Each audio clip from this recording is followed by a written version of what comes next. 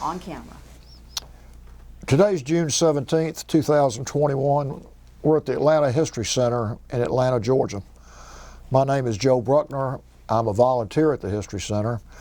And with me today is John Lilly, who is also a volunteer at the History Center, and Sue Verhoff, who is the Director of Oral History and Genealogy at the History Center.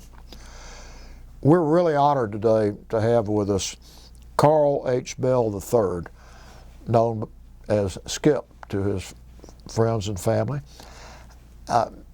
Mr. Bell is a veteran of the U.S. Army and served his country for over 30 years in the Army. And he's in here today to talk to us about his life and his experiences in the military and as part of the Library of Congress Veterans History Project. And his story will be preserved at the Atlanta History Center as well as the Library of Congress. Mr. Bell, we're really honored to have you here today and appreciate you coming. Well, thanks, Joe. It's an honor to be here. Could you give us your full name and the city and state where you currently live? Yeah, my full name is Carl Hamilton Bell III, and I live in Marietta, Georgia. Okay. Where and when were you born? I was born at Emory University Hospital in Decatur on August the 6th, 1945, which, for those of you who are history people, August the 6th was also the day that we dropped the atom bomb on Hiroshima. My wife used to say that was two man-made disasters in one day. But anyway, yeah. So you're a native Atlantan? Yes, sir. Good. Tell us a little bit about your upbringing. Well, I'm an Army brat. My father was an infantry officer for most of his career. He started out in the Corps of Engineers. He was a Georgia Tech student in World War II. And at the middle of his senior year, they offered his whole class, I don't know if they offered him or not or just took him, but he was taking ROTC, and his whole class was drafted into the Corps of Engineers as engineer officers.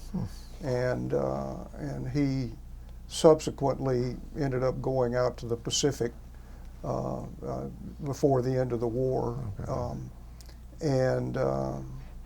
So being raised by an Army guy, I learned how to say sir about the same time I learned how to say yes. We traveled around a lot. Dad, as I say, he transferred into the infantry after World War II and just in time for the Korean War, and so he was in infantry in the Korean War. Being infantry, we lived mainly in the southeastern United States when we were here, or when we were in this country, although I did spend some time in the Philippines as a real young kid, and in Athens, Greece for the 9th grade, 10th grade, and half of the 11th grade. Dad was the infantry advisor to the Greek Army. And then I ended up graduating from high school in Fayetteville, North Carolina. My dad was assigned to the 82nd Airborne Division after our assignment in Greece. When Dad was first in college, he went to North Georgia for the first 2 years. It was a 2-year school at that time, and then transferred to Georgia Tech. So when I got ready to go to college, out of Fayetteville Senior High School in Fayetteville, North Carolina, Dad kind of gave me a couple of choices. He said I could go to the Citadel if they would accept me. He said I could. He knew I needed some straightening out. I could go to North Georgia if they would accept me, or I could go in the Army if they would accept me. And so, I applied to Citadel, and I applied to North Georgia. I was accepted to both. North Georgia made me come down for an interview. And, I got down there and spent the night in a dorm and all that, and I really liked it. And that's why I decided to go to North Georgia instead of Citadel. I'd had some some relatives that had gone to the Citadel, and you know, I thought very highly of it. But anyway, so I ended up going to North Georgia, and that was the longest I ever was in one place in my life. Huh. Was those 4 years at North Georgia College. When I graduated, it was 1967. I graduated as a distinguished military graduate, which meant I had to go in the Army right away. And even though my branch school didn't start until August, I went in the Army in June and was assigned to Fort Jackson, South Carolina, pushing basic trainees who actually had more time in the Army than I did. But I knew how to put on the brass and stuff, and I knew how to salute, and so I don't think they ever knew, but we did, you know, Fort Jackson for a couple of months, and then I was commissioned as an armor officer. I went to Armor Officer Basic at Fort Knox in August, and they put us through something called a regular Army basic course, which I thought was really stupid, because instead of an 8-week basic course, they made it a 6-week basic course, because they said that we were supposedly more motivated. So, and oh, by the way, when you get to your platoon, ask your platoon sergeant. That was, you know, every class that we got started out with, this is normally an 8-hour block of instruction. We're going to do it in 6, yada, yada, yada. You know, so it was, I thought it was really kind of dumb, because, I mean, here we were regular Army officers, and we had theoretically committed to, you know, to a life of a soldier, and to give us a kind of a halfway training the way they did, I thought was kind of dumb. Well, while I was in basic school, I volunteered for Airborne and Ranger School. And at that time, the Army was not sending people to jump school if they weren't going to an airborne assignment, and I was not. I was going to 3rd Armored Division in Germany. But they did send me to Ranger School. So I did 6 weeks of armor training, and then I did 8 weeks and 5 days of Ranger training. So I felt a whole lot more qualified to be an infantryman than I did, you know, an armor guy. But you know, but that was how it was. After Ranger School, and oh, by the way, I weighed 136 pounds after Ranger School. I went in weighing 167. You got those 2 pictures there that contrast. We're going to see those at some point. Doesn't have to be now, but yeah. So I weighed 136 pounds when I got out of Ranger School, and I graduated December the 21st, 1967. That was the happiest Christmas of my life. I did nothing but eat, and it was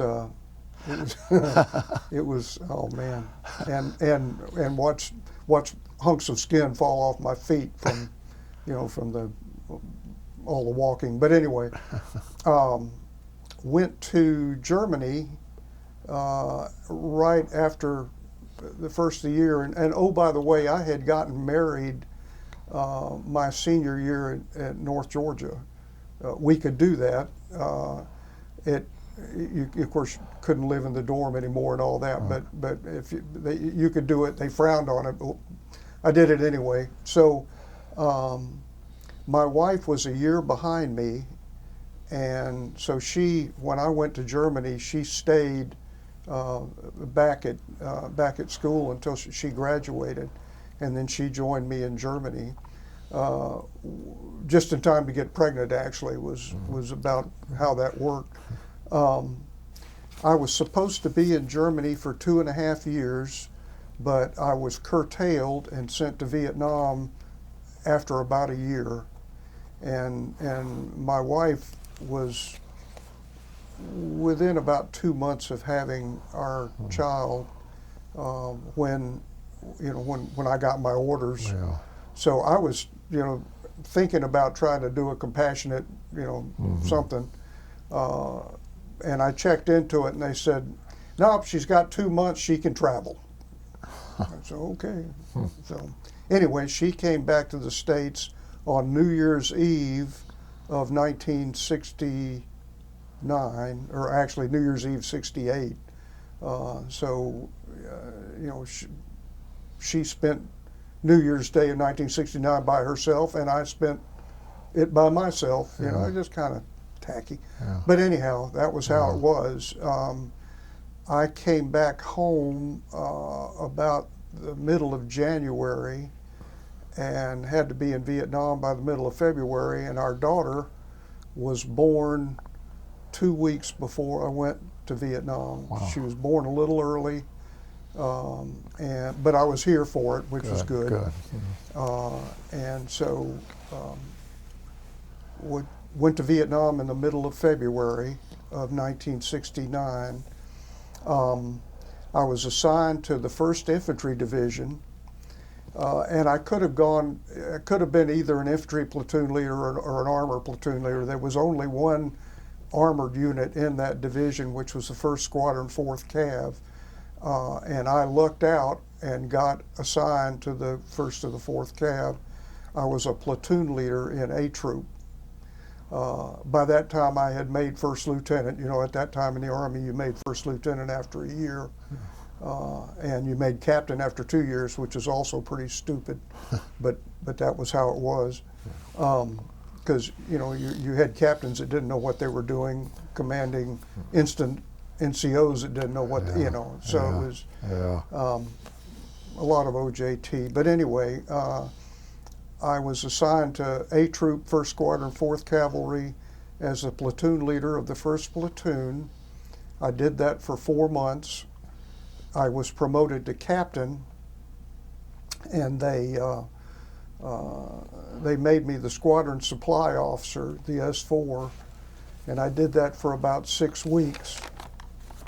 And one of the troop commanders got killed, and I was the only captain in the rear that had experience with a troop in the field. And so the old man sent me out to command B Troop. And I honestly didn't know whether it was just going to be for a week or so, or if it was going to be longer. The problem was that the squadron was making a lot of contact at that time.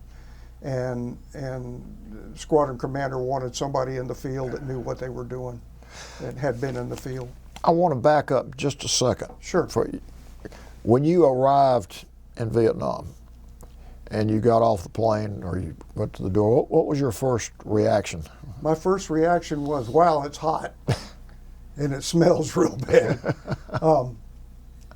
And we went over to, they took us to the 90th Replacement Battalion, and this was right after a little mini Tet.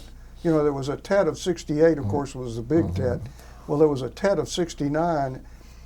There were literally enemy bodies in the concertina wire around the 90th Replacement, literally there. And of course, they had not given us weapon one, and I'm thinking, wow. And I've got pictures. I wanted to, after my year in Germany, I weighed about 185 pounds. And that was because I really liked that German beer. I really liked the bratwurst. I really liked the pommes frites and the brötchen. So when I got to the 1st Infantry Division, this picture here, is that okay? This picture here was taken in the replacement detachment at the 1st Division. And again, I weighed 185 pounds at that time. 1 month later,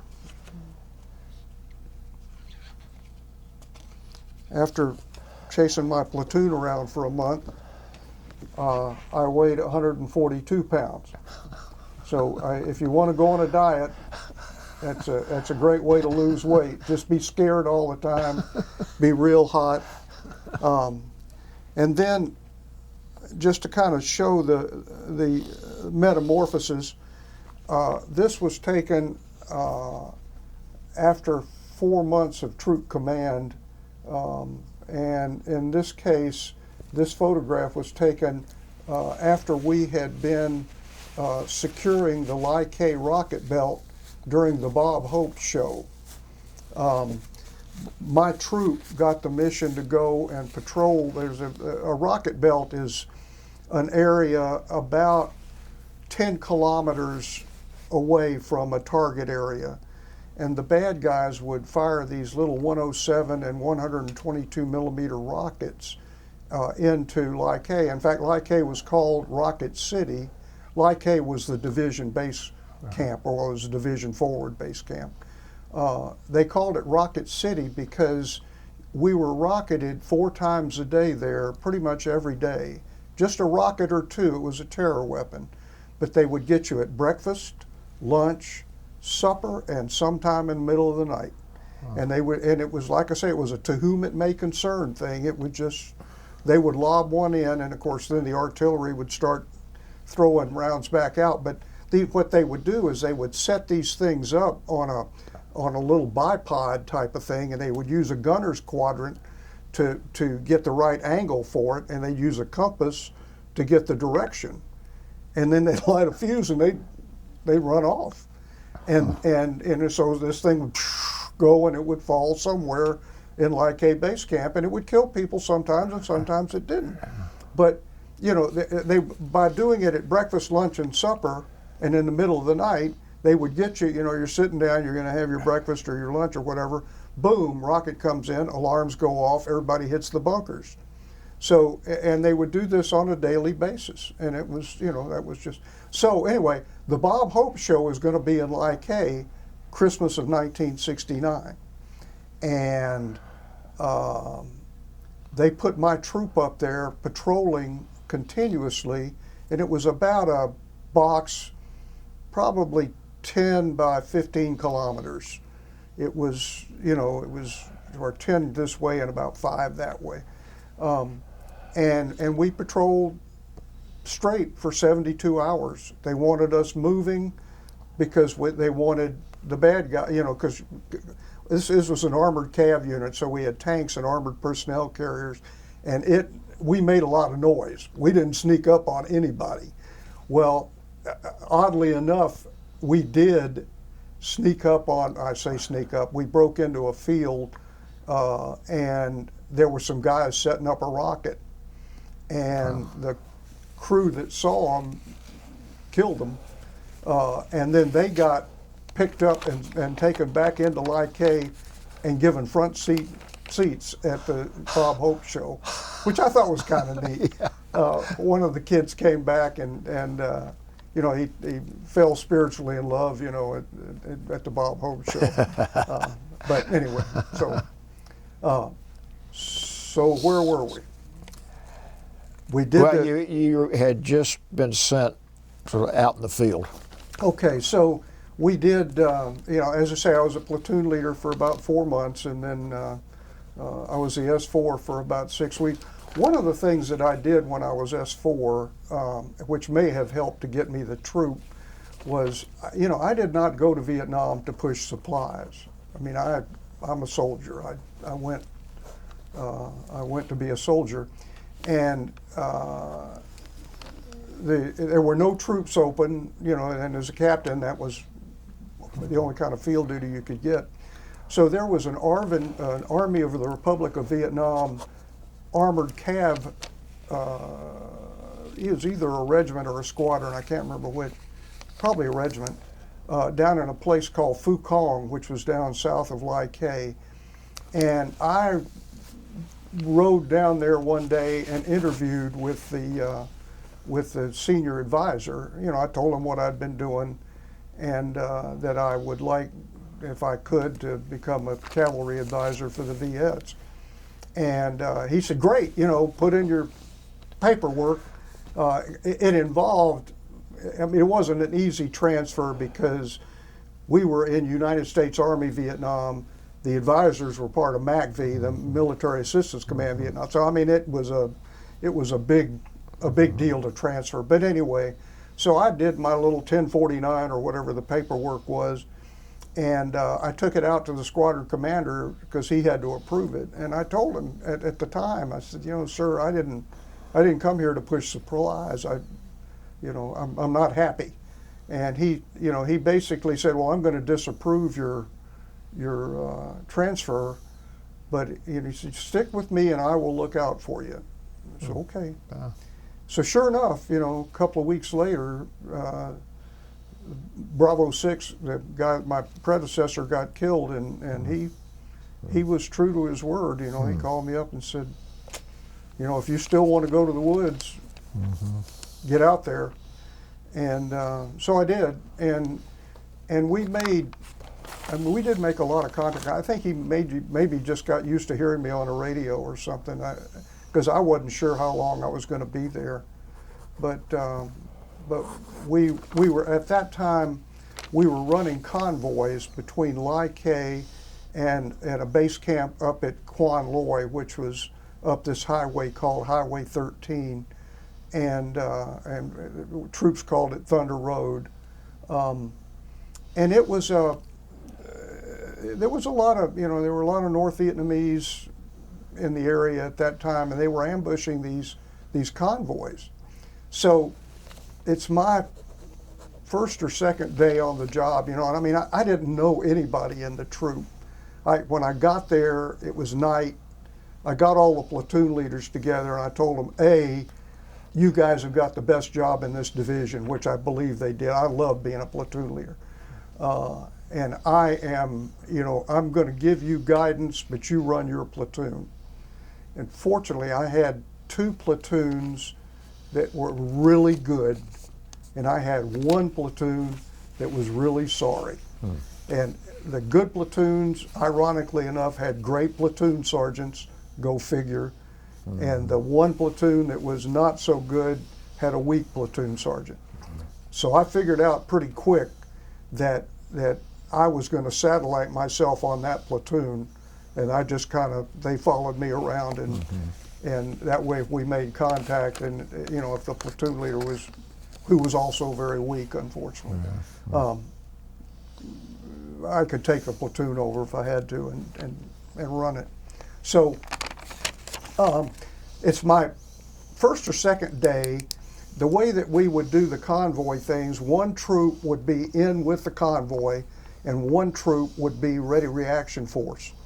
And this particular day, our Charlie troop had the convoy. Bravo troop, which was my troop, was a rapid reaction force. Alpha troop was off somewhere else doing something. And convoy got hit. We started up, to react to it. On Highway 13, it had been roam plowed on either side. The jungles had been knocked down for about 200 meters off of either side, but it had grown back up to, it was about the height of an ACAV, of an armored cavalry assault vehicle, which was an M113 personnel carrier. In fact, I've got a picture of one of those in here someplace.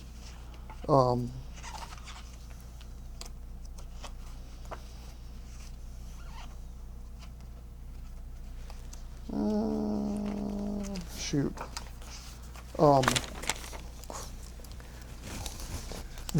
Anyway, it was up to the height of an M113 personnel carrier, and the bad guys were in the roam plow cut as well as in the jungle on either side, and there was all manner of stuff as we were, as we were approaching where the ambush was. I could see smoke and all kinds of stuff, and so I called the troop commander of Charlie Troop and I said, what side of the road are they on? And he said, they're on the east side, which was the right side. So what I did was I put my troop into an echelon right, which is, we had 1 vehicle that was right along close to the road, and the last vehicle was close to the jungle, and we were echeloned like that so that we could fire either directly to our right or directly to our front, which was where the bad guys were. And we're moving through that roam plow cut, and there's all kinds of RPGs and stuff are flying around, and there's all kinds of bullets. And all of a sudden, and there was one of the trucks, one of the S&Ps in the convoy had been hit with an RPG, and the cab, that was what was burning when we got up there. The cab was on fire, and the thing was loaded with pallets of beer.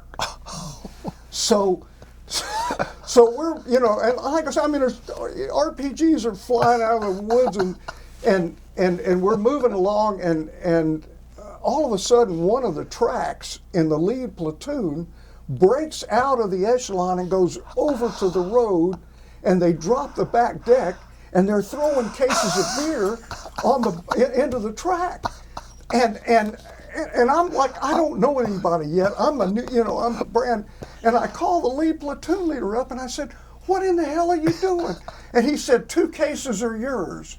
And that was, and I thought, oh boy, this is going to be an interesting few months. So sure enough, I mean, and like I say, I mean, there were all kinds of bullets and stuff flying around. I mean, it wasn't, TT contact, I mean, it was, and so we swept through, and we counter-swept, and and of course the convoy got on out of there, and we eventually started, well, the bad guys, when we got up there, they started pulling back.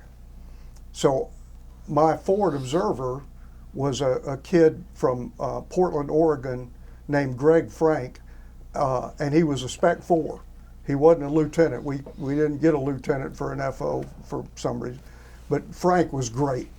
And Frank, what I said was, or what I had Frank do, was put artillery behind them, and we were going to push them, and that's what we did. And they had a stay behind force along the edge of the wood line there, and that was, I had my first KIA that day. It was a kid named Bob Benoit, who, I mean, I honestly didn't know. He was a young sergeant, but he was in that lead platoon, and he had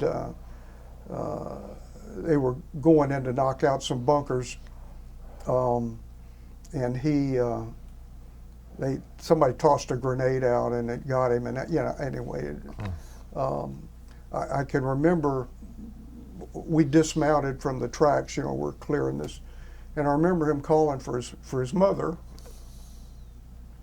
And we put him on a dust off and sent him out, and he didn't make it.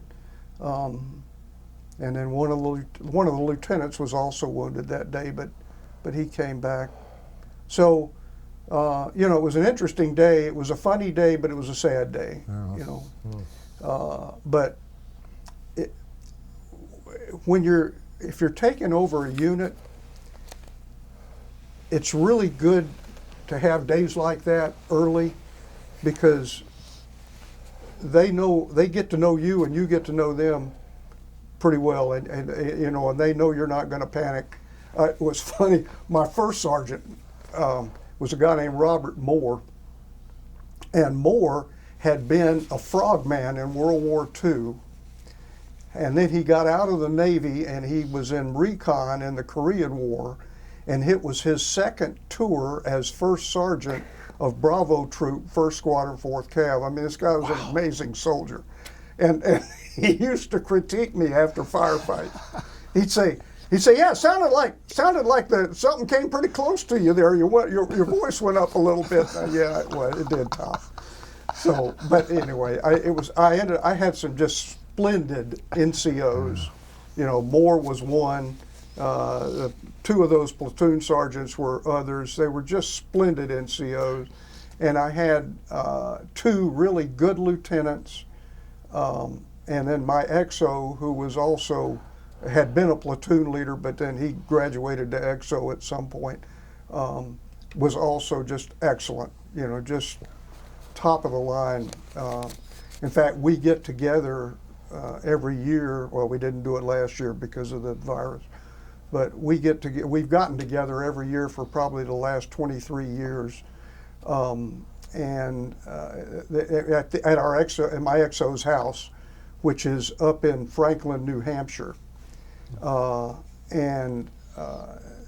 He unfortunately, well, there were 5 officers in that troop.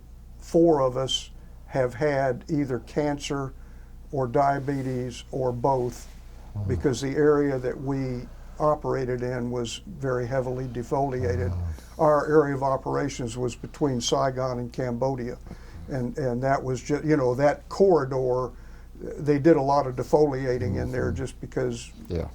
you know, there was a main supply route coming out of Cambodia into there. So, so we all, you know, had dealt with Agent Orange related stuff. And the guy that's one of the guys died last year from Agent Orange related stuff, and my XO is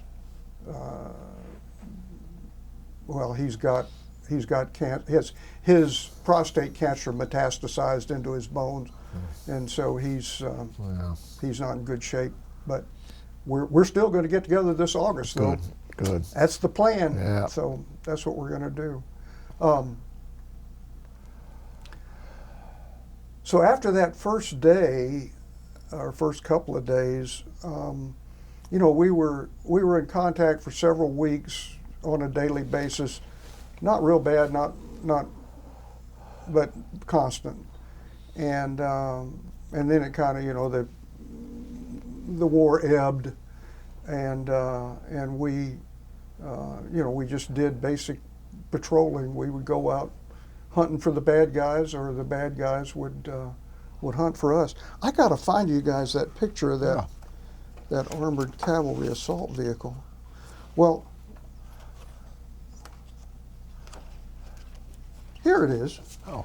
This was. Oh. Okay. This was what I lived on for that time. It was an M113 armored personnel carrier, but it was upgunned. You can see we got a 50 caliber machine gun, and we also had 2 M60 machine guns. We had a crew of 4 on this vehicle. You know, we also had an M79 grenade launcher. We carried probably 5,000 rounds of caliber 50 ammunition, 8,000 rounds of 7.62 ammo for the 60s. We had a lot of firepower, and the 1st Infantry Division used us as kind of the fire brigade.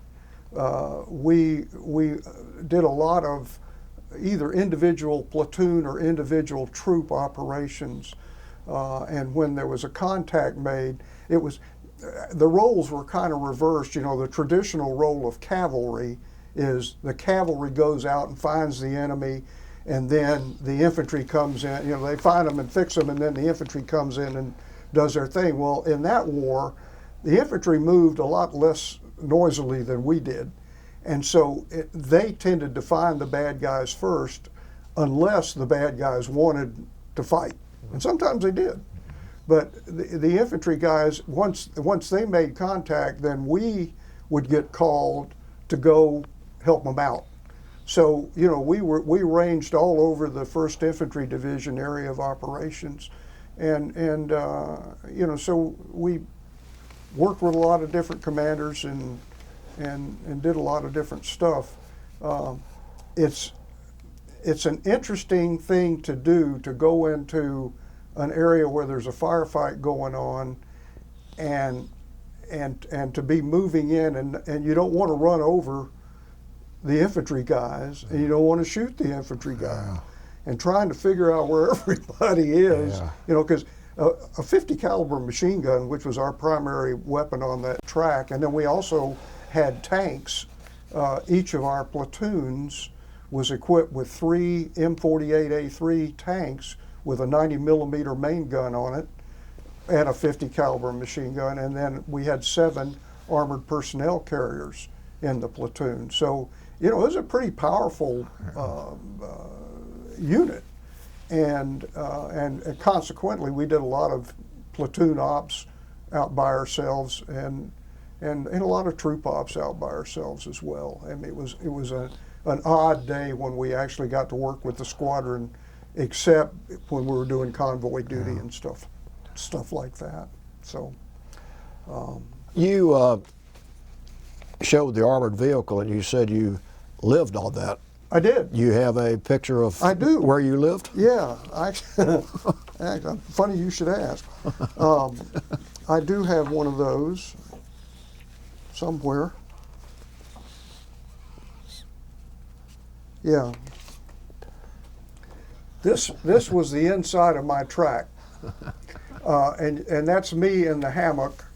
I traded a mountain yard, some sea rations for that hammock, and I strung it up by my radio. And that way, when there was, when I got a radio call at night, when I heard Bravo 6, I woke up. And actually, I got this hammock when I was a platoon leader. So I had also, I used it in my platoon when I was a platoon leader as well. And it was actually pretty comfortable. Later, my wife told me that when I slept, I didn't move, and I slept on my back. And I said, well, I can tell you why that is. In fact, she said that sometimes she would put a mirror in front of my face, see if I was breathing, because I didn't move. But anyway. The other thing about that hammock is that sometimes we would secure artillery. And the way, when you're securing an artillery battery, they're in the middle, and then you're all around the edge. And if one of them happened to fire over my track, the differential pressure would literally lift me up in a hammock and put me back down, and I could sleep through that. But if I heard my call sign on the radio, I'd wake up. It's just weird. It's just, but it's all it's called learning to adapt. So. Well, you obviously learned to adapt. I did. Another story, I suppose. When I was a platoon leader, I was in A troop, and about the time I got promoted to captain, the troop commander went on R&R. And the guy that was the XO of the troop, who would normally go out to the field to take it, really didn't want to go. And, he'd been a platoon leader, and he had taken his chances, and he was, So anyway, I offered, since they didn't at that time, they didn't really have a job for me back at squadron. I eventually became the S4, but at that time they were still trying to figure out what they were going to do with me. And so I took over the troop, A troop, for 2 weeks while the troop commander went on R&R.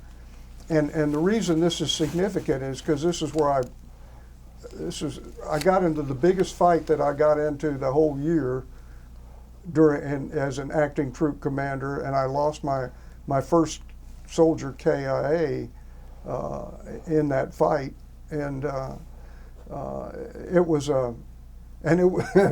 the last night. The other troop commander was going to come back the next day. It was the last night of that 2 weeks, and we had moved into an area. It was called the Trapezoid, and it was a huge area west of Lai base camp, and we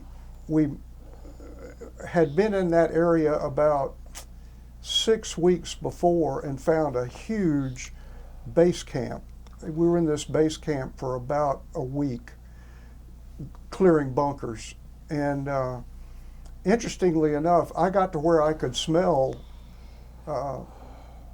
the bad guys. And the way I got that position was we would clear these bunkers and clear these tunnels.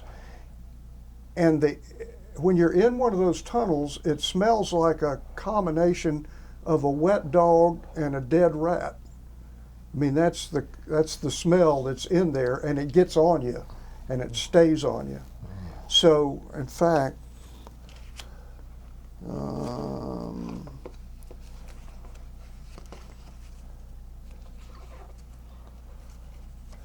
I've got a picture of one of those bunker entrances somewhere.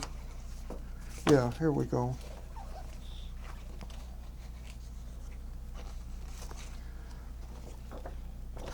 I don't know if you can see this, but this is a logistics bunker, and they didn't have fighting ports on it and all, but this base camp that we were in was just full of these things. And like I say, we were in it for about a week. So we knew where it was. So we pulled out of there for 6 weeks, and knowing that the bad guys would come back in and repopulate, thinking that we would not, we wouldn't come back. So we did, and they gave me, again, I'm acting troop commander, but I've got all 3 platoons of Alpha Troop. I've got a platoon of Charlie Troop. I've got a tank platoon it was actually from a unit in the 25th Infantry Division, Bravo Company 2nd and 34th Armor, that was attached to the 1st Infantry Division. Well, I had 1 platoon from those guys, an infantry company and an engineer roam plow company. And we got this huge task force. And so we pulled into this area. It was a big open area that was shaped like a mushroom. We pulled in there that day, and the plan was we were going to go up into this base camp, which was northeast of us a couple of kilometers. And the bad guys were not happy when they saw us coming in there.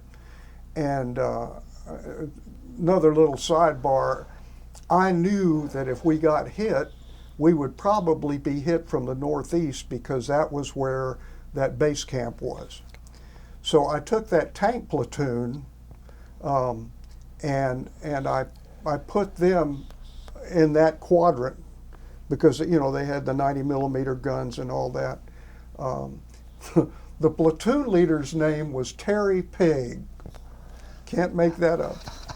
Terry Pig, and he was a character. I mean, he was a character. He was really funny.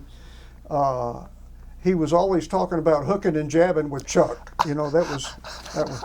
Well, that night when we got hit, they hit us at 10 after 2 in the morning. I was sleeping out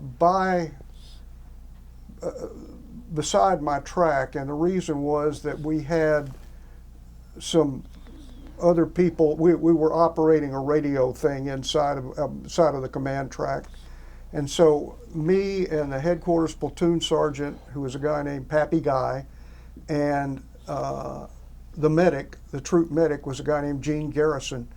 We were all sleeping in a little cluster out by that track, and about 10 after 2 in the morning, I heard dum dum dum dum dum coming out of the jungle. Well, that was the mortars being fired, and I knew what it was. And I had just set up and was yelling incoming, and they landed, and one of them landed right in the middle of us. They were 82 millimeter mortars. The ground was really soft, and it went deep. It blew me up against the side of the track. It wounded both the other 2 guys. I wasn't wounded. I didn't have a scratch on me. I got the wind knocked out of me, but I didn't have and I think I got a concussion because I got sick to my stomach at some point in the night. I was trying to talk on the radio and throw up at the same time. But anyway, that's what the attack started with, was those mortar rounds. One of them hit behind one of the tanks on the perimeter, and there was a kid in that, it was sleeping out behind the tank, named Hipsman, and he was mortally wounded by that. So they're lobbing RPGs in on us. They've got 2 12.7 millimeter machine guns out in the woods, and a 12.7 millimeter is a 50 caliber. It's a heavy machine gun, and I mean, when those things, bullets go pop when they go past your head. These things went bang when they went. I mean, it was interesting. So I see Pig's people are firing back, and the bad guys, there were some craters, some bomb craters in the field. The bad guys have gotten into this crater, and they were trying to get into our position. We had time to put up 1 strand of concertina, so we were not real secure, and an RPG hit a box of flares on the side of Pig's tank. And it was a magnificent explosion. I mean, you know, it was all those flares, and of course RPG makes a pretty big bang anyway. And I'm thinking Pig is dead. Pig, you know, I mean, there's no way he's going to survive that, because I didn't realize most of the explosion was the flares. Well, you know, but sure enough, he came back on the race. He said, I'm all right, you know, so anyway, it was a kind of a chaotic night, and we fought until daybreak. The enemy broke contact when it got light. Interestingly enough, a couple of Cobras from the 1st Cavalry Division got bounced out to help us, and those guys were very brave people, because we had the 250 calibers that were just making our lives miserable, and that was when I was calling for every kind of support I could get, of course. And these 2 Cobras came up, and I said, you know, these guys are to the east of us. One's to the due east, and one is northeast. And the idiots started shooting at the Cobras. Bad move. And the Cobras, I mean, you know, they just came right down the tracer line and just, and that did away with the 51 calibers. But so there is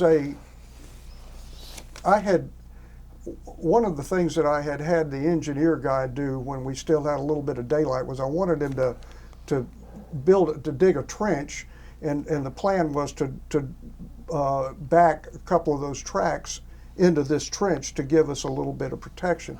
It turned out that was not a good idea for a number of reasons. The water table was real high for one reason. So, but we had that trench, and so I called all the platoons. I said, bring your wounded, drag them into this trench, and I'll send my medic, you know, and we'll set up an aid station.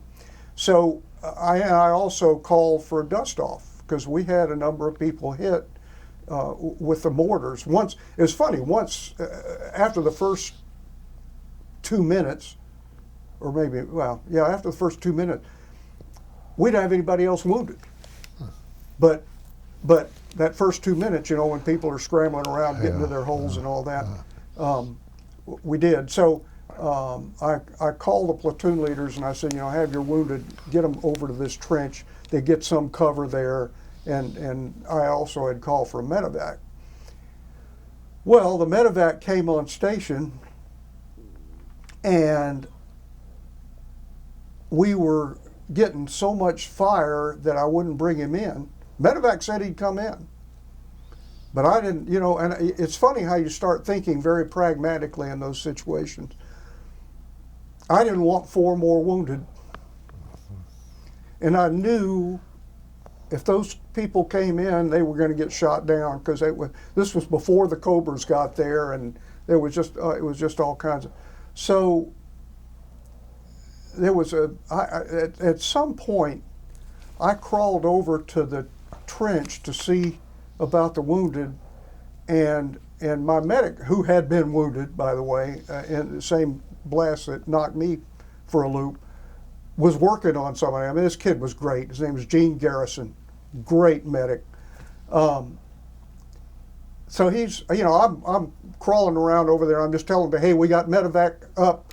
Hang on, you're going to be okay. And I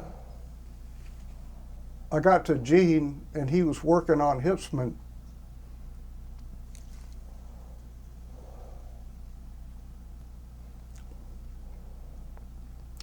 And I said, hey, you're going to be okay, bud. Hang in there. And he looked up at me. He said, it's okay, sir. He just died.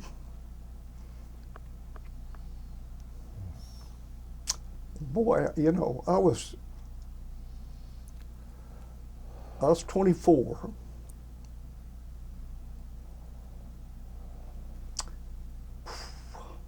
Anyway, so I crawled back over, and we, you know, fought the battle for the rest of the night, and I eventually brought the medevac in, and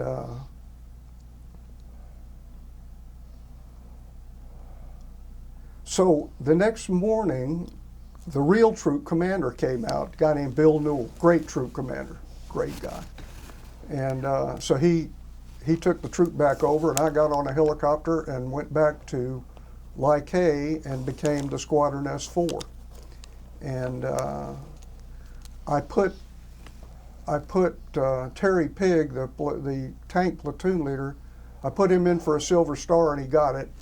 Right. And I put my medic and my headquarters platoon sergeant, of course they both got Purple Hearts, but I put them in for Bronze Stars because later on, well, of course the medic was going around dragging people in, and he was hit and was hit in the back. You know, he was in a lot of pain. And then the headquarters platoon sergeant, he and I did a tour of the perimeter toward daybreak, just to, you know, get an idea of what was going on.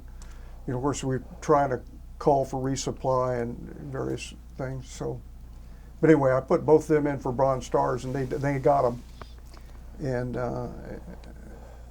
And then I thought at that point I was going to become the Squadron S4, and that was the end of my combat for the rest of that tour. But it wasn't. So I lucked up. I would not trade being a cavalry troop commander for anything. That was, when you look back on all the jobs you've had in your life, that to me that was the best job I ever had in so many ways. Got to work with some great people, and it was a maturing experience. That's what it was. Well, your men were fortunate to have you. Sir? Your men were very fortunate to have you as their commander. Well, yeah, I guess, maybe. I still, you think about,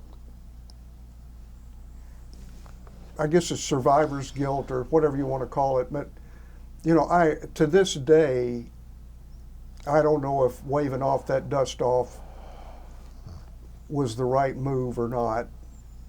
They might have got in, they might have got Hipsman out, and he might have lived,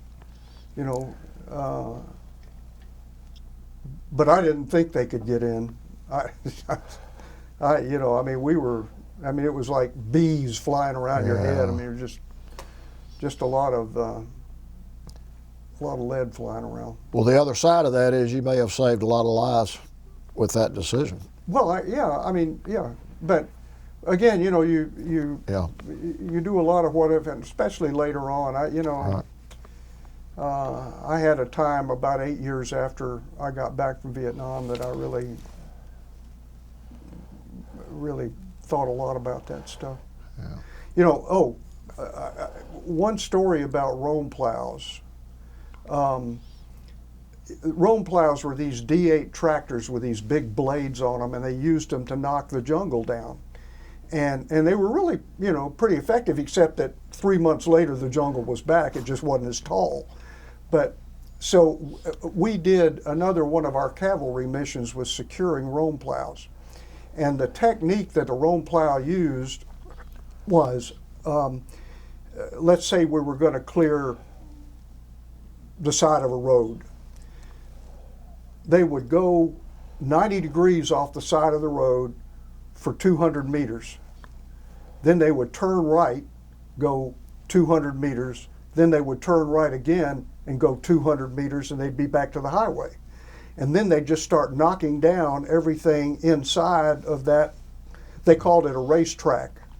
So what we would do is we would outpost the Rome plow cut, because the bad guys, a lot of times they weren't happy about that. They would plant mines and they would RPG and stuff. So we would outpost with 2 tracks at each corner of the Rome plow cut, and they would knock down the trees. And this is dangerous because a lot of times they don't know where those trees are going to go when they're knocking them down, and they're big trees. I had a kid that was sitting up on the 50 caliber, and I don't know what I did with that. There, you can see there is a cupola up at the top of the 50 caliber. So he's sitting like this behind the 50. They knocked a tree down and it hit his arm, and it took his arm off. You know, I mean, so, I mean, it was, you had to be awake, you know, you couldn't. The other thing that I found, when they would knock all that stuff down, that did a damn on the ecosystem. So there's a lot of critters that live in the jungle, some of which have legs, some of which don't. And they're all angry.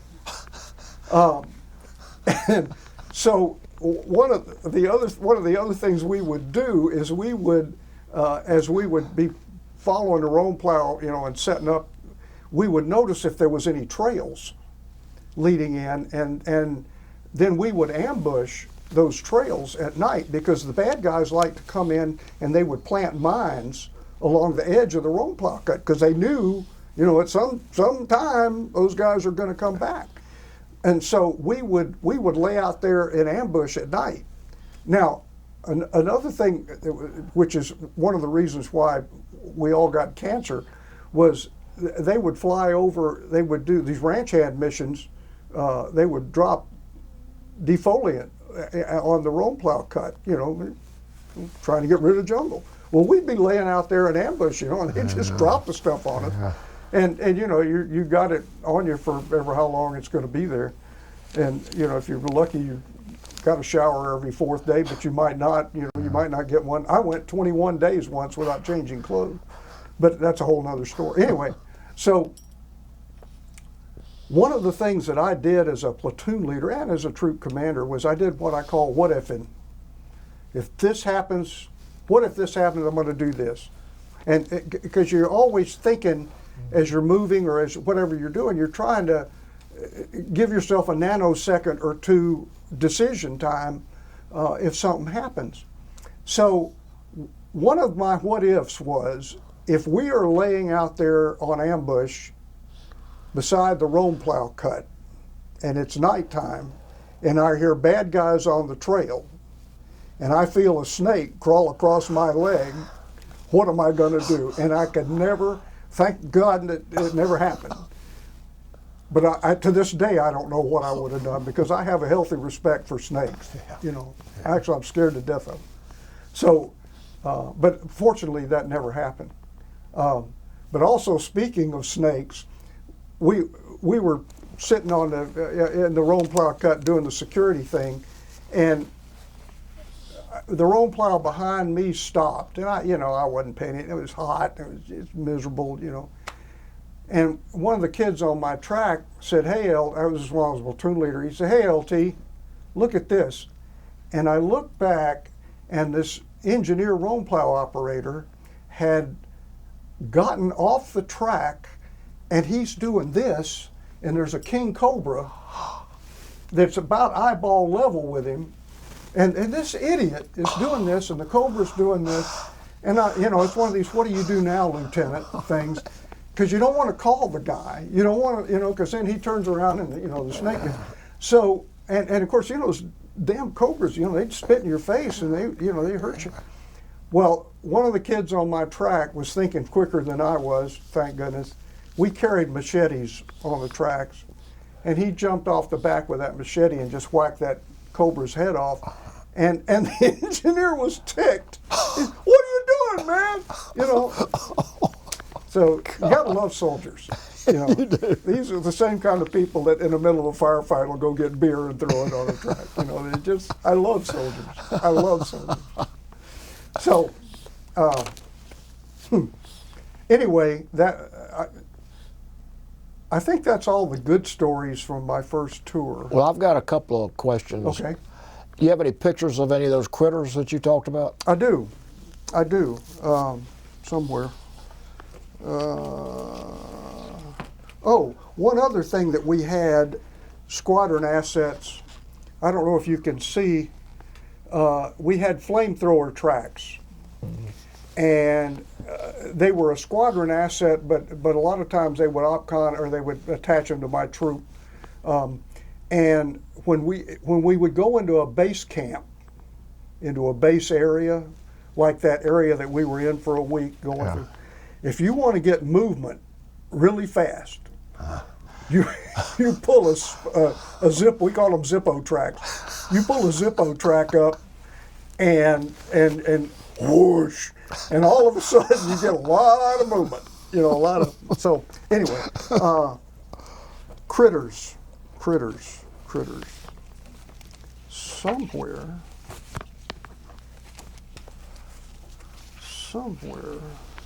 here we go.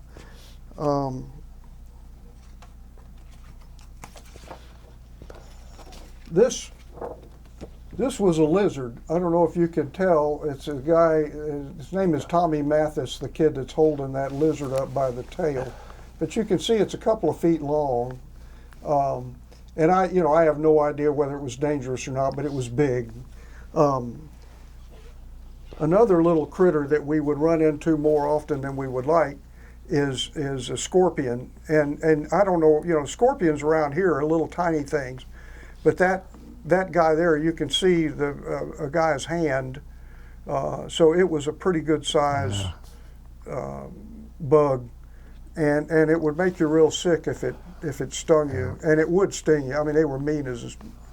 The other thing, I don't have pictures of them, but one of the things that we would run into a lot was ants up in the trees. Our antennas on our tracks would knock ants down, and I have seen. I mean, there were red ants, and they bite. I mean, they stung like bees, and I've seen whole columns just stop. And people jumping out of trying to spraying each other down and all that. So, before we move on, I want to ask something about the tunnels, because the tunnels. Yeah.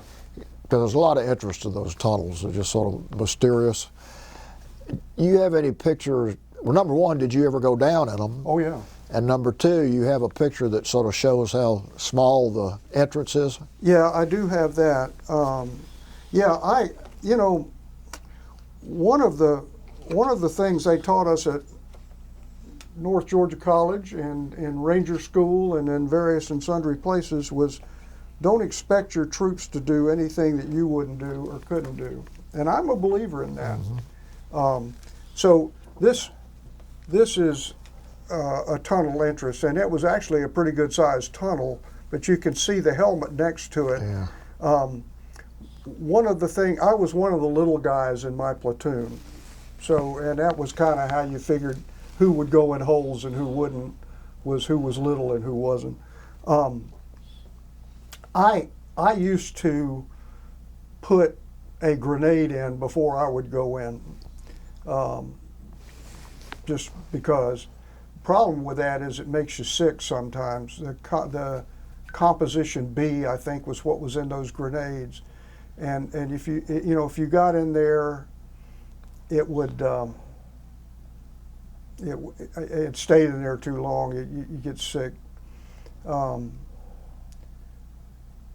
We had a situation one day. We were moving past a village, and one of my tracks, one of my vehicles, this is when I was a troop commander. I didn't go in the holes so much after I became a troop commander, except occasionally, but just as a platoon leader, I went in them a lot. But and usually there were nothing in there, or you just find some rice or whatever. But we were moving past this village one day, and one of my tracks was being towed by another one because the engine had quit or something. And there was a kid, his name was Andy Sexton, and Andy was 19 years old, Spec 4. I had just made it, he was in headquarters platoon. I had made him a track commander because he's a really sharp kid. So he is sitting on the back of the track watching the tow cables for the, when you're towing a vehicle, you crisscross the cables, and somebody has to watch them to make sure they don't break or whatever. So Sexton is sitting on the back of the track watching the tow cables, and as we're going past this village, somebody fired an M79, I think. It was either that or a 60 millimeter mortar. But anyway, the round lands on the front slope of the track that Sexton is towing. it explodes. Sexton's wearing a flak vest, but he doesn't have it zipped up. So he's, you know, because I had a rule that when we were on the tracks, we wore the flak vest. You know, they were hot, but Yeah. we didn't get inside the tracks in a firefight. We sat up on top of them. Yeah. So, and those things were not bulletproof, but, you know, anyway. Yeah. So one of the fragments got him in the heart. And, you know, of course, we stop. One round is fired. There's no more rounds coming out of that village. We stop. We medevac Sexton, who is alive when we put him on the chopper, but he died back. In fact, my exo was at the hospital at Lai K there when they brought him in, and he said that, you know, they ripped his chest open and tried to. Anyway, he didn't make it. And you know, like I say, the kid was 19 years old. He had a pregnant wife at home. He was a good kid, just a good kid. So, right after that happened, you know, I'm thinking, I'm going to level this damn village is what I'm thinking. But of course, this was after My Lai, and you know, rules of engagement were kind of return fire only if wounded, and you know, it's just crazy.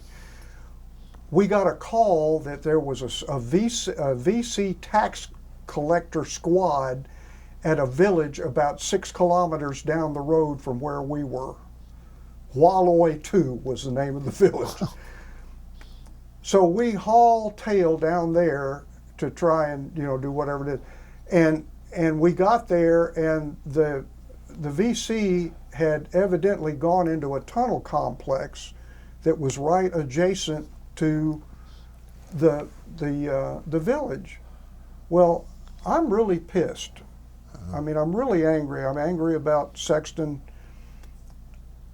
You know, sometimes people would call and they would cry wolf, and maybe something was going on and maybe it wasn't. So, you know, we get to this village, and it's kind of late in the day, and these guys are saying, well, you know, they went into this tunnel complex. And so there was a Vietnamese regional force guy there. I guess he was a lieutenant. And I said, okay, well, show me where the tunnel is. And so there was probably 6 or 7 entrances to this tunnel. I mean, it was a pretty good sized complex. And they knew where all those were. And so I put tracked vehicles covering each one of those entrances. And then there was a dry well that I guess they used for an air shaft or something. Well, I was really pissed, and I was really not thinking very clearly. And so I went into this tunnel.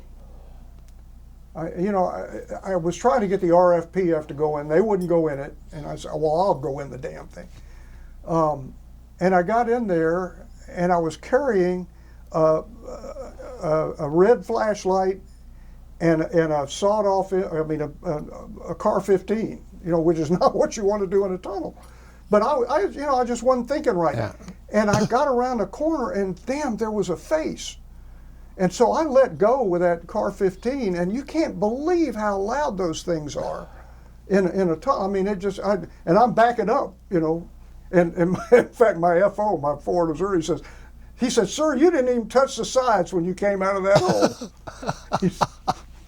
So we then, I mean, there was, you know, I guess I killed the guy. I mean, he was, anyway.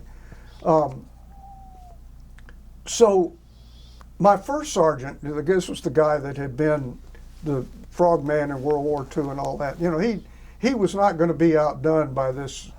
So he got a case of C4, and he put a claymore wire on it, and he had a couple of the troops lower him down this well that the tunnel went off, and it was just a dry well. And he kicked that case of C4 into the tunnel, and then we all came back up, blew it. And I mean, there was orange smoke came out of all these tunnel entrances. And And Top told me, he said, that means that there was secondary explosions in there. Well, I wanted to leave, you know, but the division was so hungry for body count at that time that they sent an engineer out with a on a lowboy with a bulldozer. So we sat outside of this village for 3 days while they bulldozed this tunnel complex, and we found the guy I shot, and we found 2 more people in there that had probably died from that. Yeah. But I mean, that's how hungry the division was for body count at that time. I thought, this is macabre, and it was macabre. But anyway, I think that, no, it wasn't the last time I went in a tunnel, but it was almost the last time. So when did you return home from that first tour? February of 1970. Okay. And I was sent to the Infantry Officer Advanced Course, which as an armor officer, I guess, was kind of a, you know, nice thing. But what had happened was one of the brigade commanders from the 1st Infantry Division, it was a guy named Patch, whose dad was, you know, the Patch of World War II fame. We worked for Colonel Patch one time and killed some bad guys for him, and so he sent me a letter after he got back to Benning. He became the Chief of Brigade and Battalion Operations Division of the Infantry School. So he wrote me a letter and he said, you know, I've got a slot for an armor instructor. Would you like to, you know, when you come home, do that? And I said, sure. So I wrote to Armor Branch, because I was at that time on orders for a tank battalion at Fort Carson, Colorado. I wrote to Armor Branch and said, you know, they want me to teach at the infantry school, can we do that?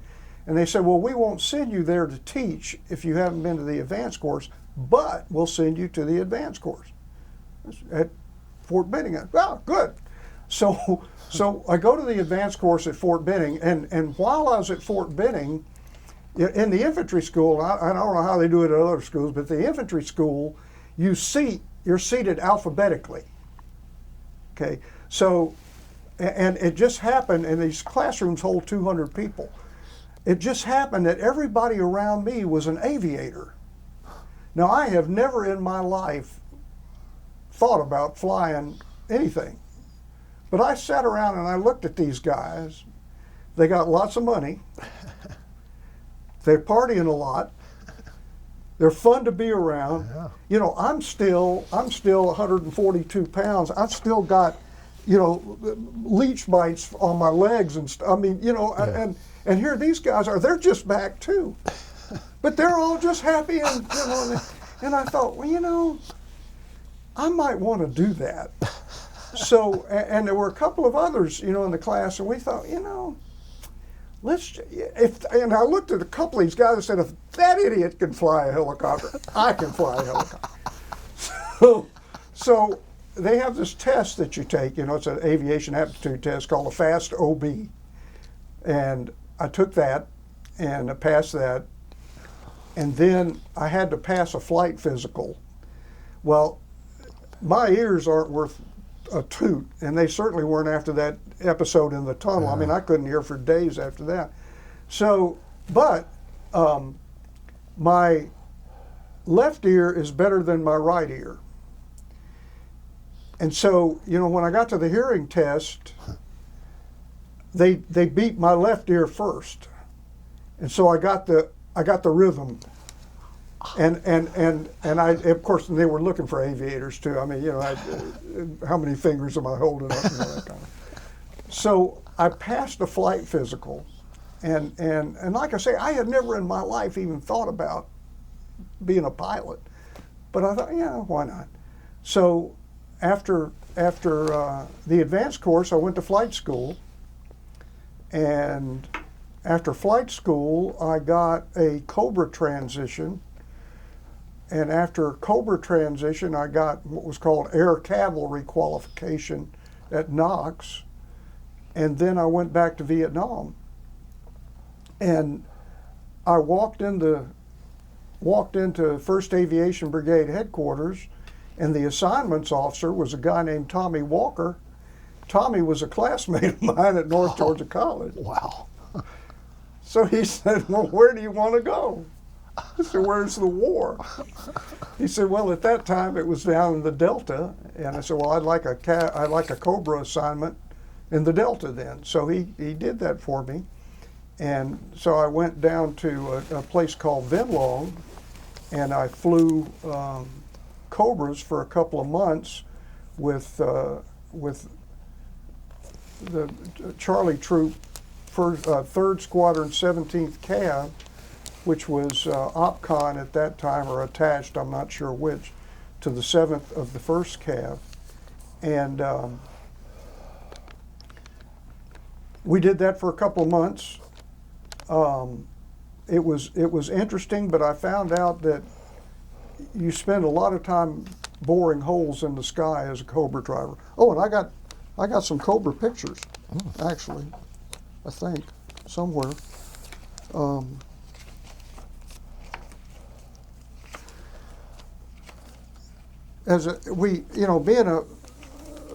Being a Cobra pilot was really cool in terms of. Oh, wait a minute! This was Christmas, my first tour.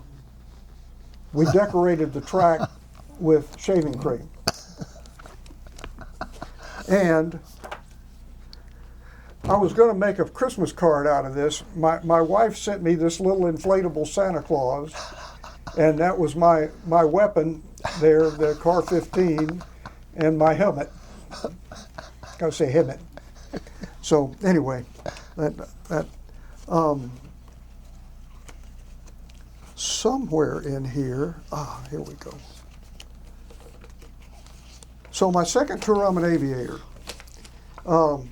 This is yours truly, standing by his Cobra, and this was at a place called Chi Lang, which was in the western part of the Mekong Delta.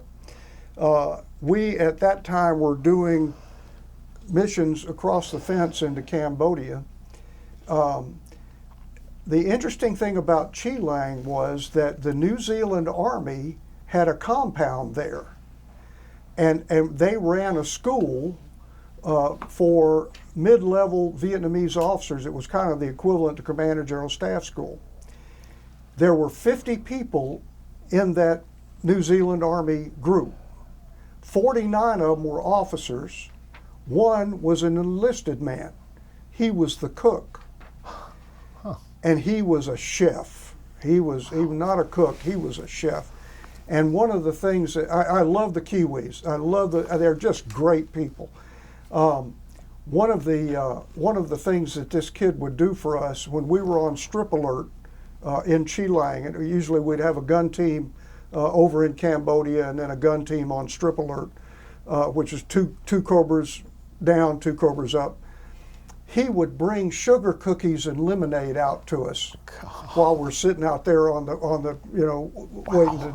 And it was just great. And of course, aviators, another thing you found out about aviators is aviators know where all the good places to eat are. You know how you see trucks around a truck stop? Well, if you were flying along and you at around noontime and you saw a bunch of helicopters, around somewhere, the chances were pretty good. It was Navy, first off, and the chances were pretty good it was a good place to eat.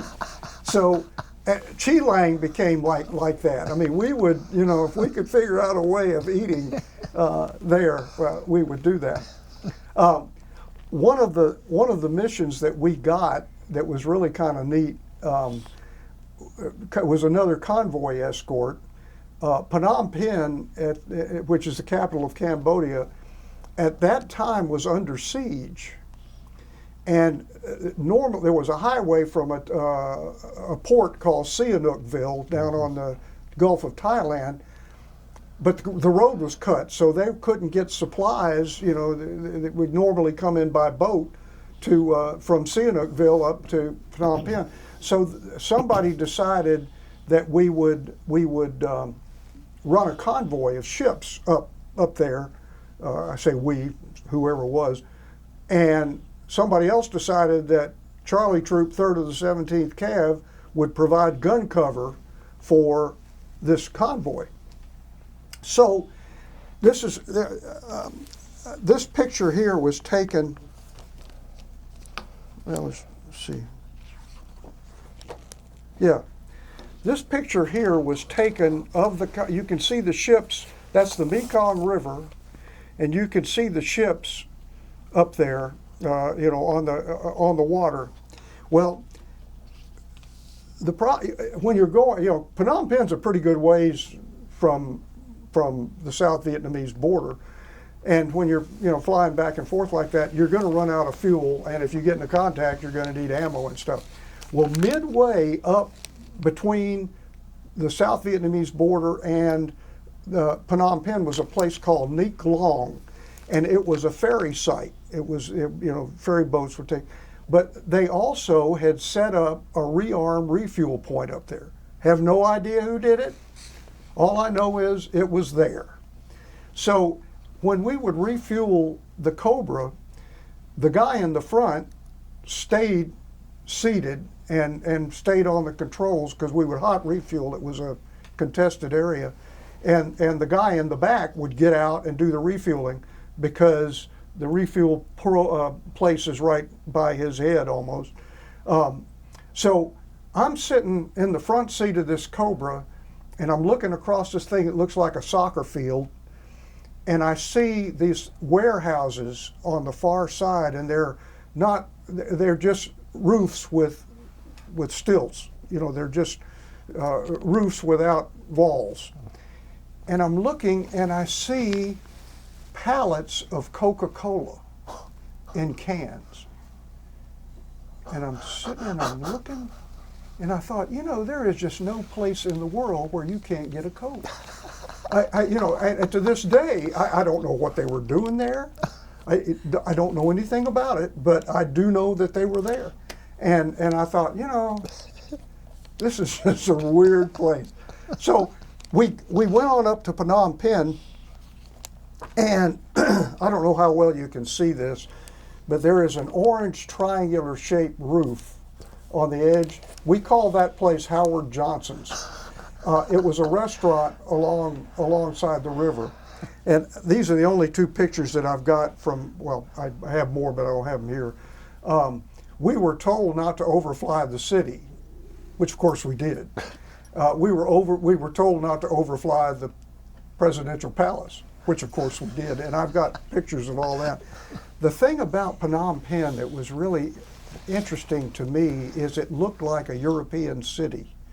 Wide boulevards, stucco houses, you know, traffic circles. I mean, it was just a very civilized place, and you know, after Pol Pot and his guys took over, you know, they ruined it. But you know, I was very impressed by Phnom Penh, and I went back later. I'll get to that in a little bit. But in the next unit that I went to, we made some trips up to Phnom Penh as well. So so we did the air cav troop for a couple of months, and then they got orders home. This was in 1972. So the drawdown is starting to happen. And so Charlie Troop got orders to go back to Hawaii to become Delta Troop 3/4 Cav of the 25th Division. I'm thinking, hot dog, Hawaii, I can deal with Hawaii. But no, I didn't have enough time in country that tour. You know, I tried to tell these guys, I said, look, I'm a second tour guy. I've done this. I got a Purple Heart the first time. I don't want another. And they said, no, you don't have enough time. So they moved me from Venlong, which was where we were flying out of in the Cobras, to a town called Canto, which was just a little ways up the road. And I went to an outfit called the 18th Corps Aviation Company, which was a general support aviation company. And during the drawdown, the 18th Aviation Company picked up all kinds of, like they had a platoon of Chinooks, from the Chinook company that went home. They had a platoon of OH-58s, and they had 2 platoons of Hueys. So I went to one of the Huey platoons, and because I knew, I mean, I hadn't flown a Huey since flight school, but because I knew the area, and I flew with a couple of warrant officers for a few days, and they said, okay, we can make you a pilot in command because you know the area and you know how to do that. And that was, for me, that was really a great thing, because all of our missions in the 18th Corps Aviation Company, with the exception of the ones going into Cambodia, were single ship missions. We would fly what were called province support missions, and what that meant was you'd go in the morning, you would pick up wherever you were going to go that day, fly out, land at the province headquarters, go in to the talk to the Tactical Operations Center. I try not to use the term. But we would go in and we would talk to whatever they wanted us to do, and sometimes it involved flying pigs and stuff, from one village to another, or chickens, or sometimes we do medevac. Whatever they wanted us to do, we did. So it was a lot of different jobs, and I really enjoyed it a lot. And I had a lot of ability to make decisions about whether I would take a mission or I wouldn't. And so I really enjoyed that time. One of the missions that we had where we used two aircraft was when we went into Cambodia, and we had a mission twice a month to go to Phnom Penh and fly as directed for the embassy. And those were some interesting, but the funny thing was we had to tape over the tail boom on our aircraft that said U.S. Army. We had to tape over the tail boom. Like, who the hell else would be there? But anyway, that's what they had us do. So I've actually got a picture of that.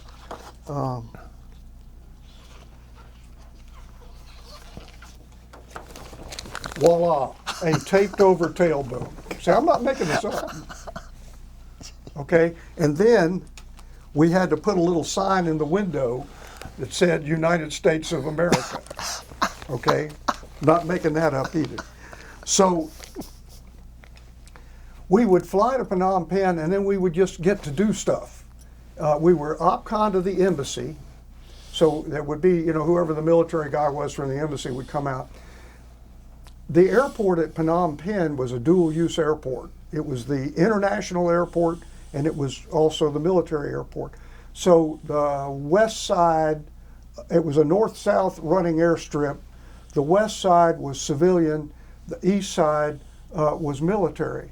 And so we would, the first time I flew up there, I've got a flight of 2.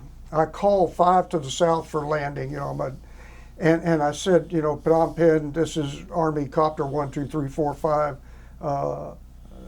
directions for landing over, or whatever, Nothing. So we're trugging along, call them again, request landing instructions over. So finally, this voice comes on and it says, "Parlez-vous français?" And I said, "No." So we're still, in a long downwind. Anyway, so finally somebody comes on and in barely understandable English gives me landing instructions, and so I'm coming in behind the French Caravelle, So we land and we hover over to the military side of the airfield, and there's all kinds of MiGs, Russian aircraft, because back at one time they were. There's all kind. It's just a graveyard of aircraft over there.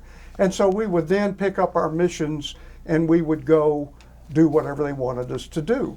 Well, again, Phnom Penh was periodically under siege at that time, and Cambodia was like the wild, wild west.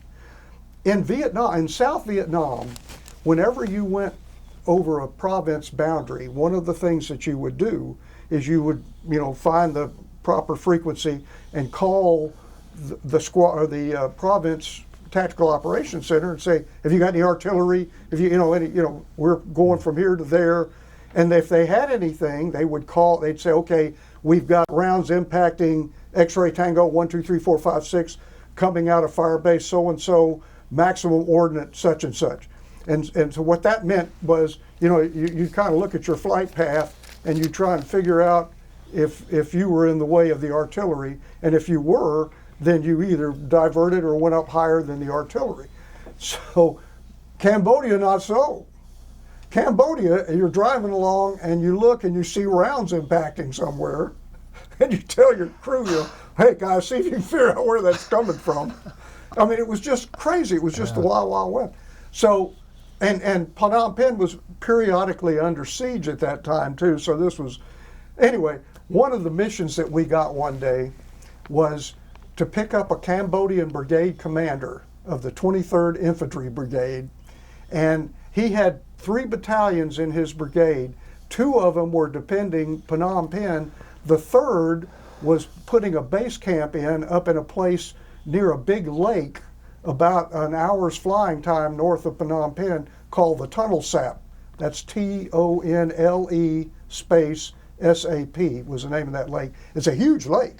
And there was an old Japanese airfield right by it. Not that we needed an airfield in a helicopter, but it was there. And it had, the had white rocks painted for the direction of the 030 or whatever. Anyway, so we took this guy up to this brigade commander. We took him up to visit this battalion, and they put on the usual dog and pony show. I had a kid in the back, a Cambodian lieutenant who, I'm not making this up, went to UCLA, spoke English. Wow. So, and he's a good kid, second lieutenant. And of course, when we got up there, I mean, it was an hour's flying time. So a UH-1, you got about 2 hours worth of fuel, but if you've got an hour and 45, at an hour and 45 minutes, you're supposed to refuel again. So we've used an hour's worth of fuel. So we get up there, and I asked this lieutenant, I said, is there anywhere around here where I can get fuel? And so he talks to somebody, they talk to somebody, and sure enough, about 3 clicks away in this village, there is fuel. So we drop the colonel off, and me and my wingman, we go up and we go over to the fuel thing. Well, I called the wingman up and I said, look, we probably should not both be on the ground at the same time because this is kind of an iffy place. So I'll tell you what, I'm going to land first and I'll refuel, and then I'll cover you and you refuel. Sounds like a plan. So we land, and I look over, and there's this guy standing there wearing NVA web gear and carrying an AK-47. I told the door gunner, I said, if this guy moves, you shoot him. Well, it turns out he's the guard. And it also turns out that the Cambodian army, this guy's brigade, has armed, he's got one company, well, in the battalion up there where we were at, he's got one company armed with Soviet weapons. He's got one company armed with U.S. World War II weapons, M1 rifles, 30 caliber air-cooled Browning machine guns, and he's got one company armed with M16s and M60s. God. If I was an S4, I would drink myself to sleep, I think. So, I mean, what a horrible, anyway. So this guy just happened to be in the company armed with the Soviet weapon. So we've got, and the refueling, we have to do a hand pump thing. They got it in 55-gallon drums. So a hand pump. And so it takes a little while to refuel, but then we refuel, we get back over to the where the brigade or the battalion headquarters is, and they're still, they're doing the dog and pony show for the brigade commander. So the lieutenant takes us around to see the village. And the village, it's really neat. I mean, there's a pagoda there, beautiful pagoda, just so peaceful. They had a boat, it's on a floodplain, And so during the flood season, they have boat races with other villages, and so they took me around to show me their boat. And they also, this is a photograph of some of the soldiers in that Cambode battalion, and these kids are like 12 years old. I mean, it just, you know, what I couldn't believe it. And we got them all to pose. That's me in the background behind them. Wow. But those kids, and some of those kids had been in combat. You know, they were, anyway. While I've got this is yours truly in aviator kit. This is what we wore to go fly. I've got a survival vest on top, and then I've got a chicken plate underneath there. You know, we probably had 50 pounds of gear on, you know, to go fly, but that was what we would wear. And actually that chicken plate, I never got hit in it, but I knew people that did, and it would stop a .30 caliber. So that was good. Okay, so after we did the Phnom Penh mission, we would do it periodically. Some guys after me did it one time, and they got to drop Cambodian paratroopers, and it was not a combat jump. It was, you know, but the story is funny. They picked, you know, they went to Phnom Penh. They got told, go, you know, down here to this, wherever this place is, and we're using like 1 over 150,000 maps. I mean, they're big aviation maps. So, but anyway, they went down and they got hooked up with these paratroopers down at this place, and they took them up, and they could drop, I think they said 6 out of each aircraft, and they got 1,200 feet above the ground, and they're dropping troops. And the guy that was in charge told me, he said that when he met the lead Cambode was a sergeant. He had 3 chevrons, upside down chevrons on his chest, and he was a big guy for a Cambodian. He was a big guy. And so he said, you know, the first time we're making the pass over the drop zone, the guys were going out of the aircraft, and he said his door gunner called him up, and he said, "Hey, sir, have these guys ever jumped before?" And my buddy said, "Well, I don't know. I guess they're wearing wings." He said, "Why?" He said, "Because the big one's throwing the little ones out."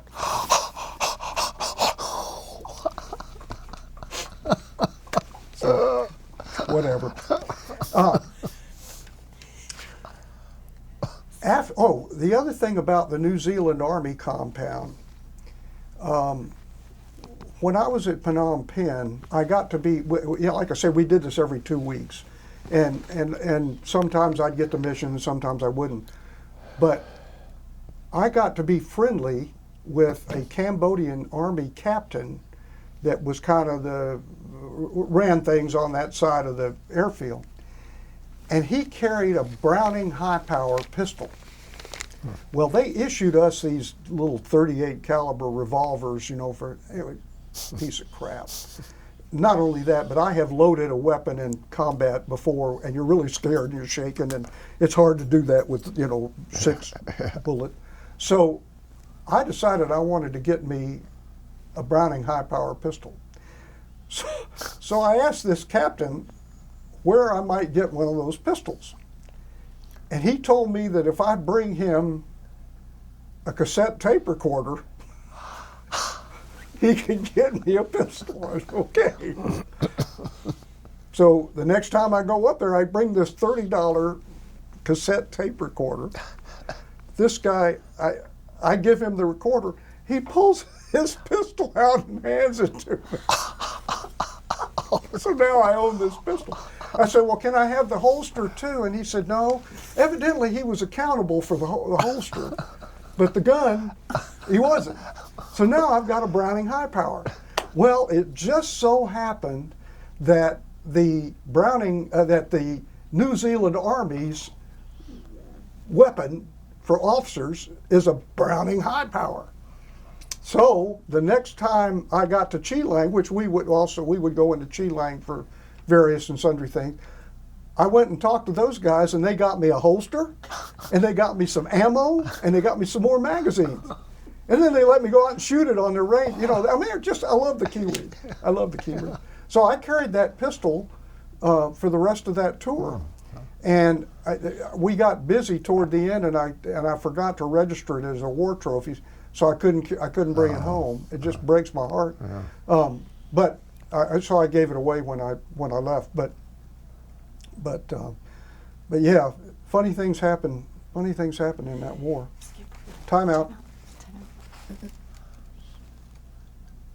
On camera. Okay. So, you know, one of the other missions that we had, you know, I mean, the Cambodian thing was one, and it was an interesting mission. The other was this province support mission, and we got one day. There were a series of little French forts, triangular-shaped forts, in this one part of the Delta, and there were 6 of them, and 5 of them had been overrun, and the last was under siege, and the province senior advisor wanted to know if we could take ammunition and water out to them, and he told us, he said, look, it's a bad place. And only make one pass, come in low, drop your stuff, and get out of there. Don't even land. Just decelerate, drop the stuff, and then move on out. And so I was a little leery of taking that mission. I mean, we're single ship. We're by ourselves. We got, you know. So he said, I will try and get you some Cobras. There was an air cav troop at Canto called Charlie Troop 16th Cav, and they had Cobras, and this province senior advisor was able to get us a gun team. I knew the guy flying the lead Cobra. His name was Tony Snow. Snow and I used to pimp each other a lot, actually. But so we came up with a plan, and basically I was going to drop out of the sky about 10 kilometers away from the fort. Snow and his wingman were going to stay high, and they were going to vector me into this place. So that's what we did. You know, I dropped out of the sky and nosed the aircraft over, and we're going toward these camps, and Snow is above me, and he's telling me where to go. Well, he vectored me to the wrong place. So we decelerate over this fort, and we're not taking any fire or anything going in. So I'm thinking, oh, okay. And then the guy, one of the Vietnamese in the back said, no, it's the wrong place. So we got, you know, it was kind of chaotic, but we got out of there, and Snow identified finally the right one. We came around, and as we're going in this time, we're taking some serious fire. And we're at an altitude of about 20 feet. And so I'm trying to be cool, because this guy Snow, yeah, I know the guy. So I'm going, we're taking fire, and I had depressed my microphone, and I should have anyway, I let it up to take a breath, and Snow is yelling, which way, and I wanted to say 3 o'clock, but I couldn't remember 3 o'clock, so I'm yelling, from the right, and he puts the rockets down, and I mean, they were right under us, and we're bouncing along like we're on a bumpy road, and I had never been on the other end of rockets before, and it was kind of impressive, and we actually got a little bit of shrapnel in the aircraft too, but anyway, so we get over this fort. I just basically stood the aircraft on its tail, and they kicked all the stuff out, dropped it back over, and we got out of there, and went back, and we had took some hits, but everybody got through okay, and so that was a good deal. So we get back that night. One of the great things about being an aviator is there's usually a club where there is an airfield, and there's usually cold beer at the club. And so I'm walking into the club that night, and Snow and his compatriots were already there, and I hear from the back into the club. From the right! From the right! Okay. Fast forward 2 years. I'm an instructor at the U.S. Army Field Artillery School at Fort Sill, Oklahoma. I didn't know it, but Snow was an artilleryman. You know what? They all wore calf brass, and I'm walking down the hall in the big building where they teach the classes, and all of a sudden I hear, "From the right, from the right," and it's Snow. So it's like the internet. Nothing ever dies on the internet. So anyway, one of the things that happened that tour was this Easter offensive of 1972, and I was in the Delta when that started, and I can remember I was flying over a place called Mukwa, and I'm listening to the Armed Forces radio station, and they talked about heat-seeking missiles being launched at Anlock against some aircraft that are flying up there. And I remember this cold feeling in the pit of my stomach, thinking, ooh, heat-seeking missiles, not good. And sure, I mean, that ruined the whole war for me, because, all of a sudden you had to be real careful where you flew high and where you didn't. Well, one of the things that they did pretty quick was they retrofitted aircraft with what we called toilet seats. You can see the the thing on the end it deflected the engine heat up. Also, you can see there's more covering over the engine. What's the term I want? To air, to bring Exhaust. well, not exhaust, but normally there's screen there, so that the engine gets air. Anyway, they cover that part too, because it was a hot spot. They also put a thing like that underneath the engine oil cooler, which was another hot spot on the aircraft. And they did that for both the Cobras and the UH-1s. I got chosen, and I don't know whether it was just because I was such a lousy pilot or what, but the 164th Combat Aviation Group, which was what we were part of down in the Delta, got tasked to send a regular Army captain with a college degree and operations experience to the 1st Aviation Brigade G3 to work on something called Operational Report Lessons Learned. The 1st Aviation Brigade commander at that time was a General McKinnon, and I actually got to talk to him, and he told me, he said, look, I'm afraid that the units that are flying up north, where it's really kind of hairy, they're learning how to survive in that environment, but they're not writing it down. So I want to capture these lessons learned, and Captain Bell, that's what you're going to do. So I got orders that were basically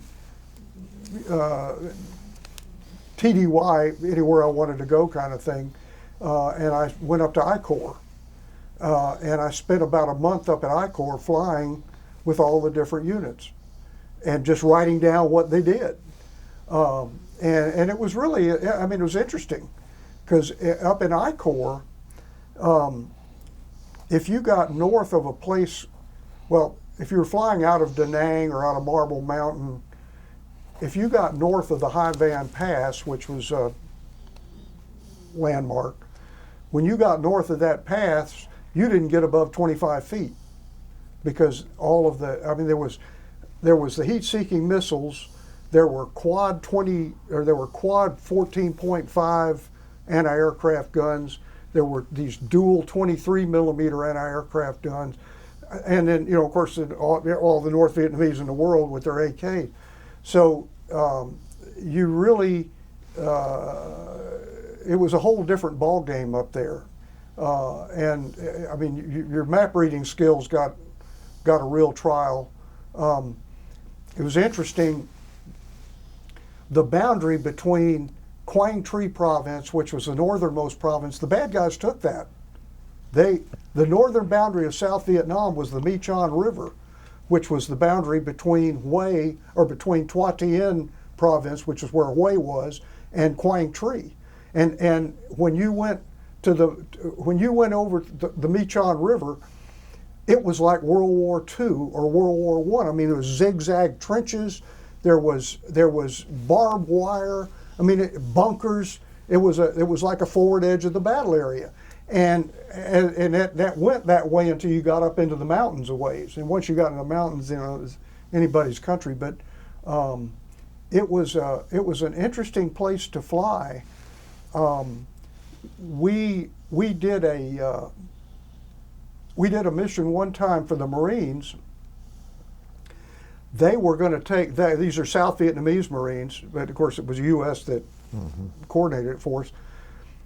We took a battalion, there was a battalion of South Vietnamese Marines that they took out over the water in Marine aircraft, and went back in behind the enemy lines behind, you know, into Quang Tri province, and there were 13 U.S. Marine helicopters.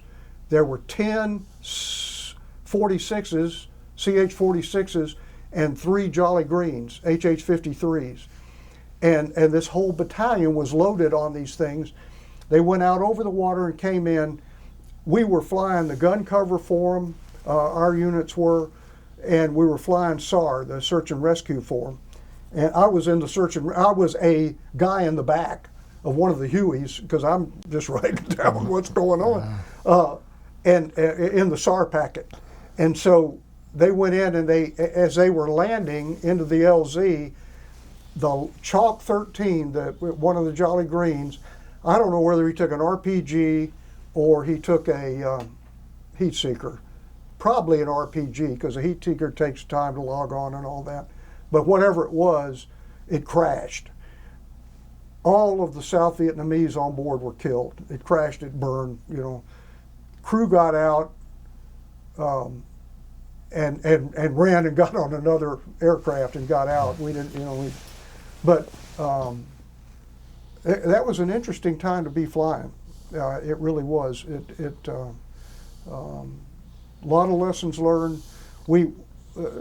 Army Aviation, I think, picked up a lot of the nap of the earth tactics and so forth that they use now back then. And what year was this? This was 72. 72, okay. Yeah. This was after Lamson 719. Yeah. Okay.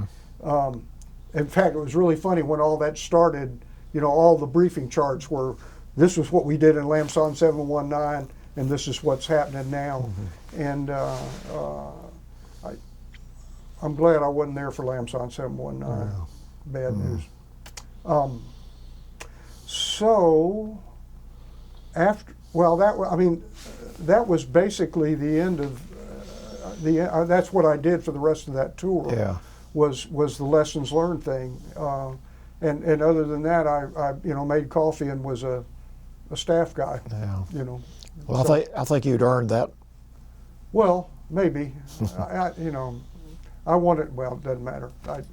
I told the G3 when I got up there I didn't want the job, and he Yeah. said, "Well, you got it. Don't worry Yeah. about it." So, Can I ask a question? okay. Did they publish that report, or did they just use it for training purposes? Well, I or- think they used it. I don't know what happened to it. I mean, I was told that it was sent back and they used it, you know, to develop the nap of the earth tactics.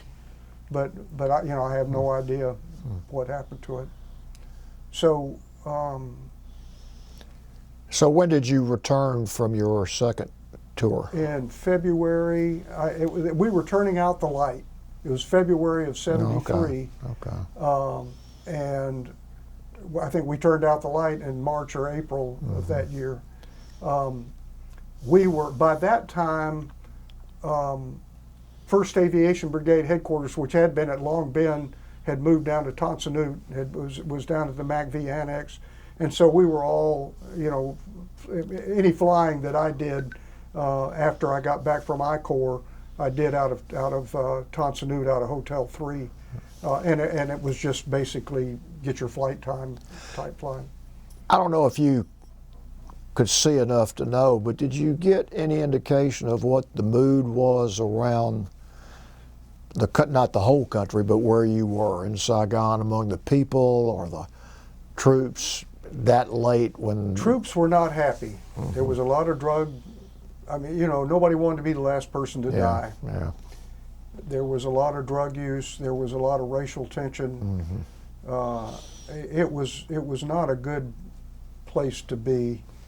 The one thing, the aviation units, I think, hung in there better than most because we were still doing a real live mission. But the guys that were clerks and jerks and they just didn't want to be the last one to die. I can't blame them. I was glad to leave.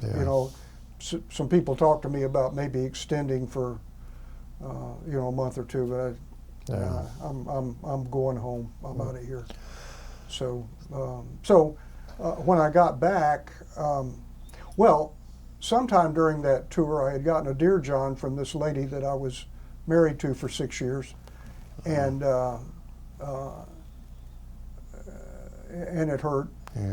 I went home on emergency leave, and this was after I got back from I Corps, and she had followed, she'd found somebody else, but I was a lousy husband, quite frankly. I was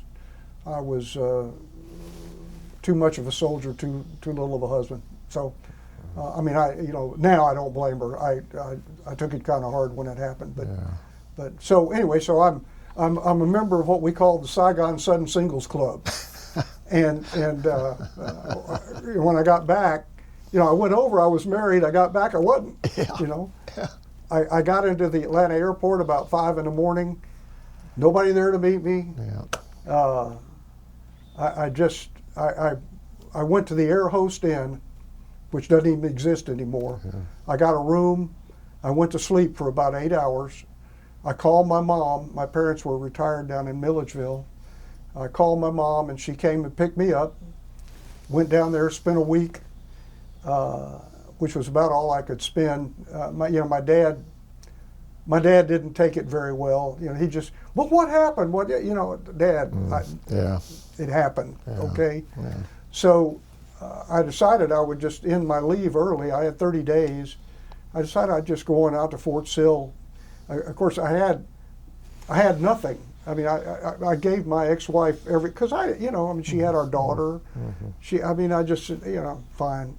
I think I did get a coffee pot, but that was it. So I had to buy a car and all that. So I bought a car, and a guy that I had flown with, that had gone back home about 2 months before I did, was from Atlanta, and we got to be friends because we're from Georgia, yada yada. And he said, "Well, look me up, when you get back." And so I did. As I'm driving through Atlanta, heading for Fort Sill, I stopped at a phone booth and called this guy up, and he said, "Well, yeah, come on over." He was working out of the Atlanta Army Depot at that time down at Fort Gillem, but he lived in Sandy Springs. So come on over. We'll fix you supper. You can go to Fort Sill tomorrow. Great. So I did that. We drank a little bit of scotch, and the guy, great supper, stayed over the night with him, and as a joke, when I left the unit, they gave me a Playboy Club key. This was, I got divorced. So I got this Playboy Club key, and at that time there is a Playboy Club in the Atlanta area there. So I said, "Look, let me take you guys out to supper. You fixed me supper last night. Let me take you out to supper tonight, and we'll go to the Playboy Club." Great. And so his wife says, "You want a date?"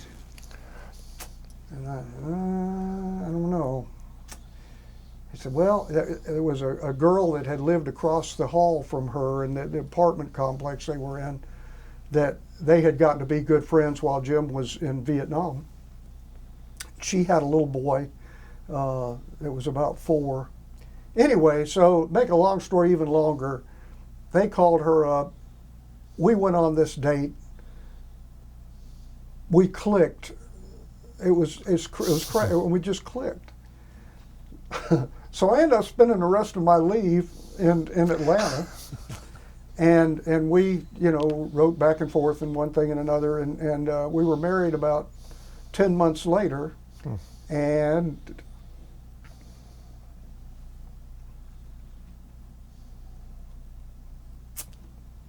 we were married for 46 years.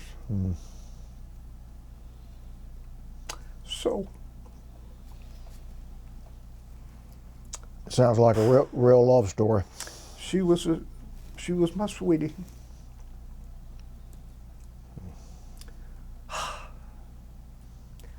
So anyway, we got married when I was at SIL, and I got picked up for graduate school. The Army said, we'll send you to grad school, and so I came home and I said, hey, hon, I've been selected for grad school. And she said, that's great, as long as it's in Atlanta. She wanted to go home. Yeah.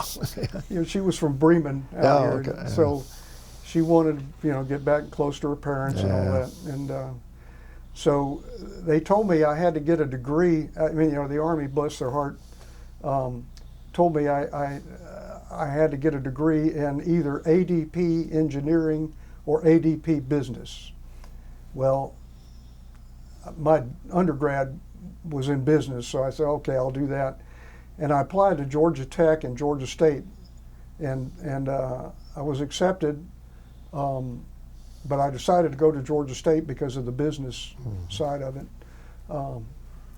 It was, and so we got back to Atlanta. It took me 2 years to get my degree because I had taken, well, there were no computer courses at North Georgia College in 1967 anyway, but I had to take a second course in statistics, and I had a bunch of undergraduate stuff that I had to take. So it took me a little longer to get through it than it might have. But anyway, so I got through that, and my utilization tour was at Fort McPherson. It's something called WMIX, the Worldwide Military Command and Control System. You know WMIX? Yeah. So the problem with WMIX was you had to get a top secret clearance and all kinds of stuff. But anyway, so I did that for a couple of years. I got selected for the Air Command and Staff School, and somewhere in that time, my wife's dad died, and her mom had been diagnosed with Alzheimer's disease. So she's kind of the primary caregiver for her mother. She didn't see any sense in us moving down to Montgomery. So I said, well, I'll commute. And I talked to Branch, and I said, can you guys guarantee me that I can get back to Fort Mac after I get done with the Air Command and Staff School? They said, no, we can't. So I turned that down, and I decided to go to the reserve school to get CNGS. And I came down on orders for Germany after that to go back to a CAV squadron, and I couldn't do that because her mom was. So I just resigned my commission at that point and retired, and my regular Army commission, and I got a reserve commission as a major, and I stayed in the reserves another 17 years. And what rank did you retire as? Colonel. Colonel. Okay. Well, I kind of stayed around WMIX, either as a contractor or as a, or in my reserve assignments. Yeah. The thing with WMIX is it's kind of like the mafia. Once you get in, you can't get out. Because you get all these clearances, even though it's got all the war plans. That's why you have to have the clearances, and it's got unit status reports and all that. and that, but most of 99% of what you see is not classified. But but you got there's that 1%. So so anyway, that's what I did, and I ended up taking a job with a Beltway bandit that was putting WMIX terminals in around the world, and I took the job that was in Japan, and so my wife and my family, we went to Japan for 18 months and lived on the economy, which was kind of interesting. Wow. And put in this WMIX terminal at Camp Zama, Japan. And when I got, sometime when I was in Japan, they sent me an application for the War College. So I filled it out, and I said, I'm not going to do the correspondence course. If you don't send me to the real live course, I don't want to go. Well, they sent me to the real live course. So I was a really senior lieutenant colonel, and I went to the War College, spent 11 months on active duty at the War College up in Carlisle. And after that, I got a job with the 81st Army Reserve Command as the Deputy Chief of Staff for Information Management. And that got me into a colonel's slot, which is how I got colonel. And then when I was doing that job, Desert, whatever it was. Was it Desert Shield? Was that the one you run? Yeah, well, actually, that was before the War College. Desert Shield happened. It was right after I got back from Japan, and Third Army deployed, and I was working at that time at Fort Belvoir on a Army WMIX contract thing, and they called me from Third Army and said, would you like to take the WMIX node over? We'll mobilize you for 4 months or whatever it was. And I sure, fine, okay. And that's what I did. Went to Saudi Arabia, took the WMIX node over. It was, we spent, they brought me back on active duty right away. We took 2 weeks trying to get a communications trailer outfitted with a Honeywell 716 mini computer to take over as the communications node for the WMIX thing, and we took it and a 5-ton truck and a generator and 18 people, and we went loaded in the back of a 141 on over here at Dobbins, went to Saudi Arabia, and they had us sleeping in this parking garage underneath the Royal Saudi Land Forces building, which was their equivalent to the Pentagon. And we slept. The problem was that you had to get dressed to go. There were no latrines down there. There's 400 of us sleeping in this parking garage. It's hot. Saudi Arabia's got world-class flies, and it's hot, but it's a dry heat.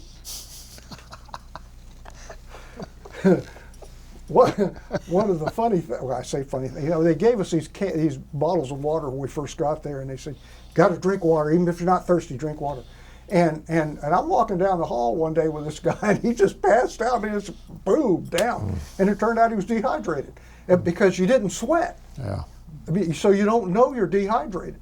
And so I stayed real serious about the water after that. Well, we got the WMIX node thing set up, and I hate headquarters. I hate them. I hate them, and I hate them for lots of reasons. But one was there's all these people trying to kiss the CG's tail, and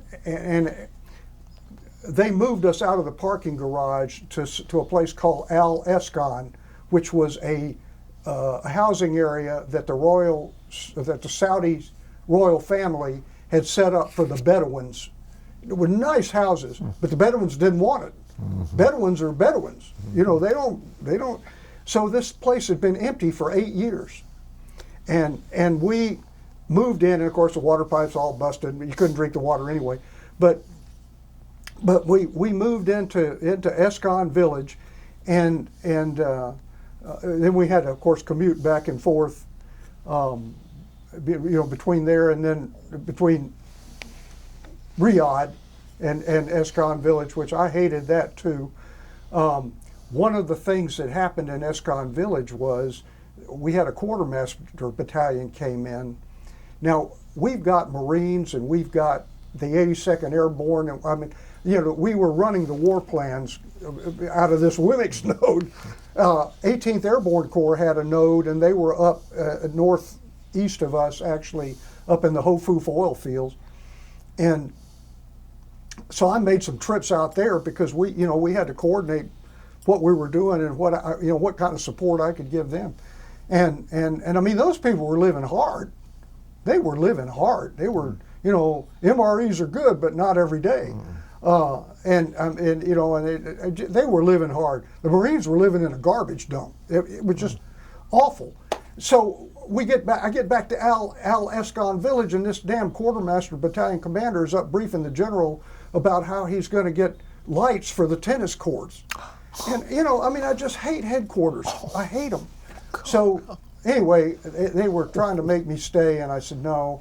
My 4 months or whatever it was I signed up for, I'm going home. Yeah. And I did. I didn't stay for the war, and I don't feel like I missed anything either. Did you ever have an opportunity to deal with the people, the civilians over there in the community when you were in Saudi Arabia? And yeah. Okay. Yeah, the Saudis are actually one-on-one. They're mighty good people. Mm-hmm. We had these guys. Everybody has a job in Saudi Arabia. We had a little guy that made tea for us. And there was a tea guy on each floor of the Royal Saudi Land Forces building, and he made good tea. Yeah. And we talked to these guys, we would. Your average Saudi is really not a bad person. Yeah. It's a different society. Mm-hmm. They had these people, religious police. I'm trying to remember the name, Mutawa. Anyway, they would get all excited because our female soldiers had their sleeves rolled up, and we had a couple of altercations with people like that. But your average Saudi was really a pretty good person. Yeah. And the restaurants were actually pretty good. Now they have segregated restaurants. They have family side and they got single men side. There are no women walking around by themselves over there. And, it's just, which just blew their mind because we had, female soldiers driving trucks and, and it just, they did not take that well. But, they wanted us to protect their oil. What are you going to do? So I've got a question. I'm moving back a little bit, but it's always interesting for people that weren't in Vietnam and came back. How were you treated when you came back? Not very, very well. Yeah. My first tour, we came back through San Francisco, which was really stupid. Because they dropped us off. I mean, here we are in our uniforms, and people, are looking at us like, you'd hear baby killer and you'd hear crap like that. So, I got to where the best I could hope for was just be ignored. And it was that way, as you well know, for a lot of years. When I got back from my second tour, I don't even remember how I got back. I think we didn't come into San Francisco. I think we came into New Jersey or something. Anyway, I don't remember. Right, I flew commercial to Atlanta and then got that hotel room and went to sleep. But I went to Fort Sill. Lawton is kind of a military-friendly town, so we didn't get a whole lot of grief there. And but I lived in an apartment complex that was just full of captains, students, and so it was a. I didn't notice that much of that sort of thing. Good. The second time, but I did my first time. Yeah. Is there anything you want to talk about between where you are, where you were then, and and now? I like to hang around with veterans, and I find that I'm not really at ease if I'm not around veterans. And I don't know if that's been an evolutionary thing, but I think that was one of the things that about the Atlanta Vietnam Veterans Business Association. I remember walking into my first meeting, and I didn't know anybody. Yeah. But I was home. Yeah. I agree. I treasure the time I was in the Army. I do. I treasure it. I've got friends that I would never have met them to begin with, and they're I'm closer to some of those people than I am my own brothers, and I get along great with my brothers. Yeah. But we just when you know somebody will lay down their life for you and has done it. Yeah. That it's kind of hard to beat that. Yeah. I'm proud of my service. I'd do it again, and that's my story, and I'm sticking to it. John or Sue, do y'all have any questions? I don't have anything. Thank you, Skip. Sue, you have any? I don't have anything. Thank you. Well, I can't tell you how much we appreciate you coming in here. I mean, this has been an amazing story that you've told, and you're the epitome, to me at least, of a leader, whether it's military or civilian. I'm not going to repeat everything you said because people see it there, but I mean, just saying you went into the tunnel because when you're the leader, you don't ask your men to do anything that you wouldn't do. I mean, that's the sign of a leader. When you went on that mission, when the officer who was really supposed to go didn't want to go, you did it.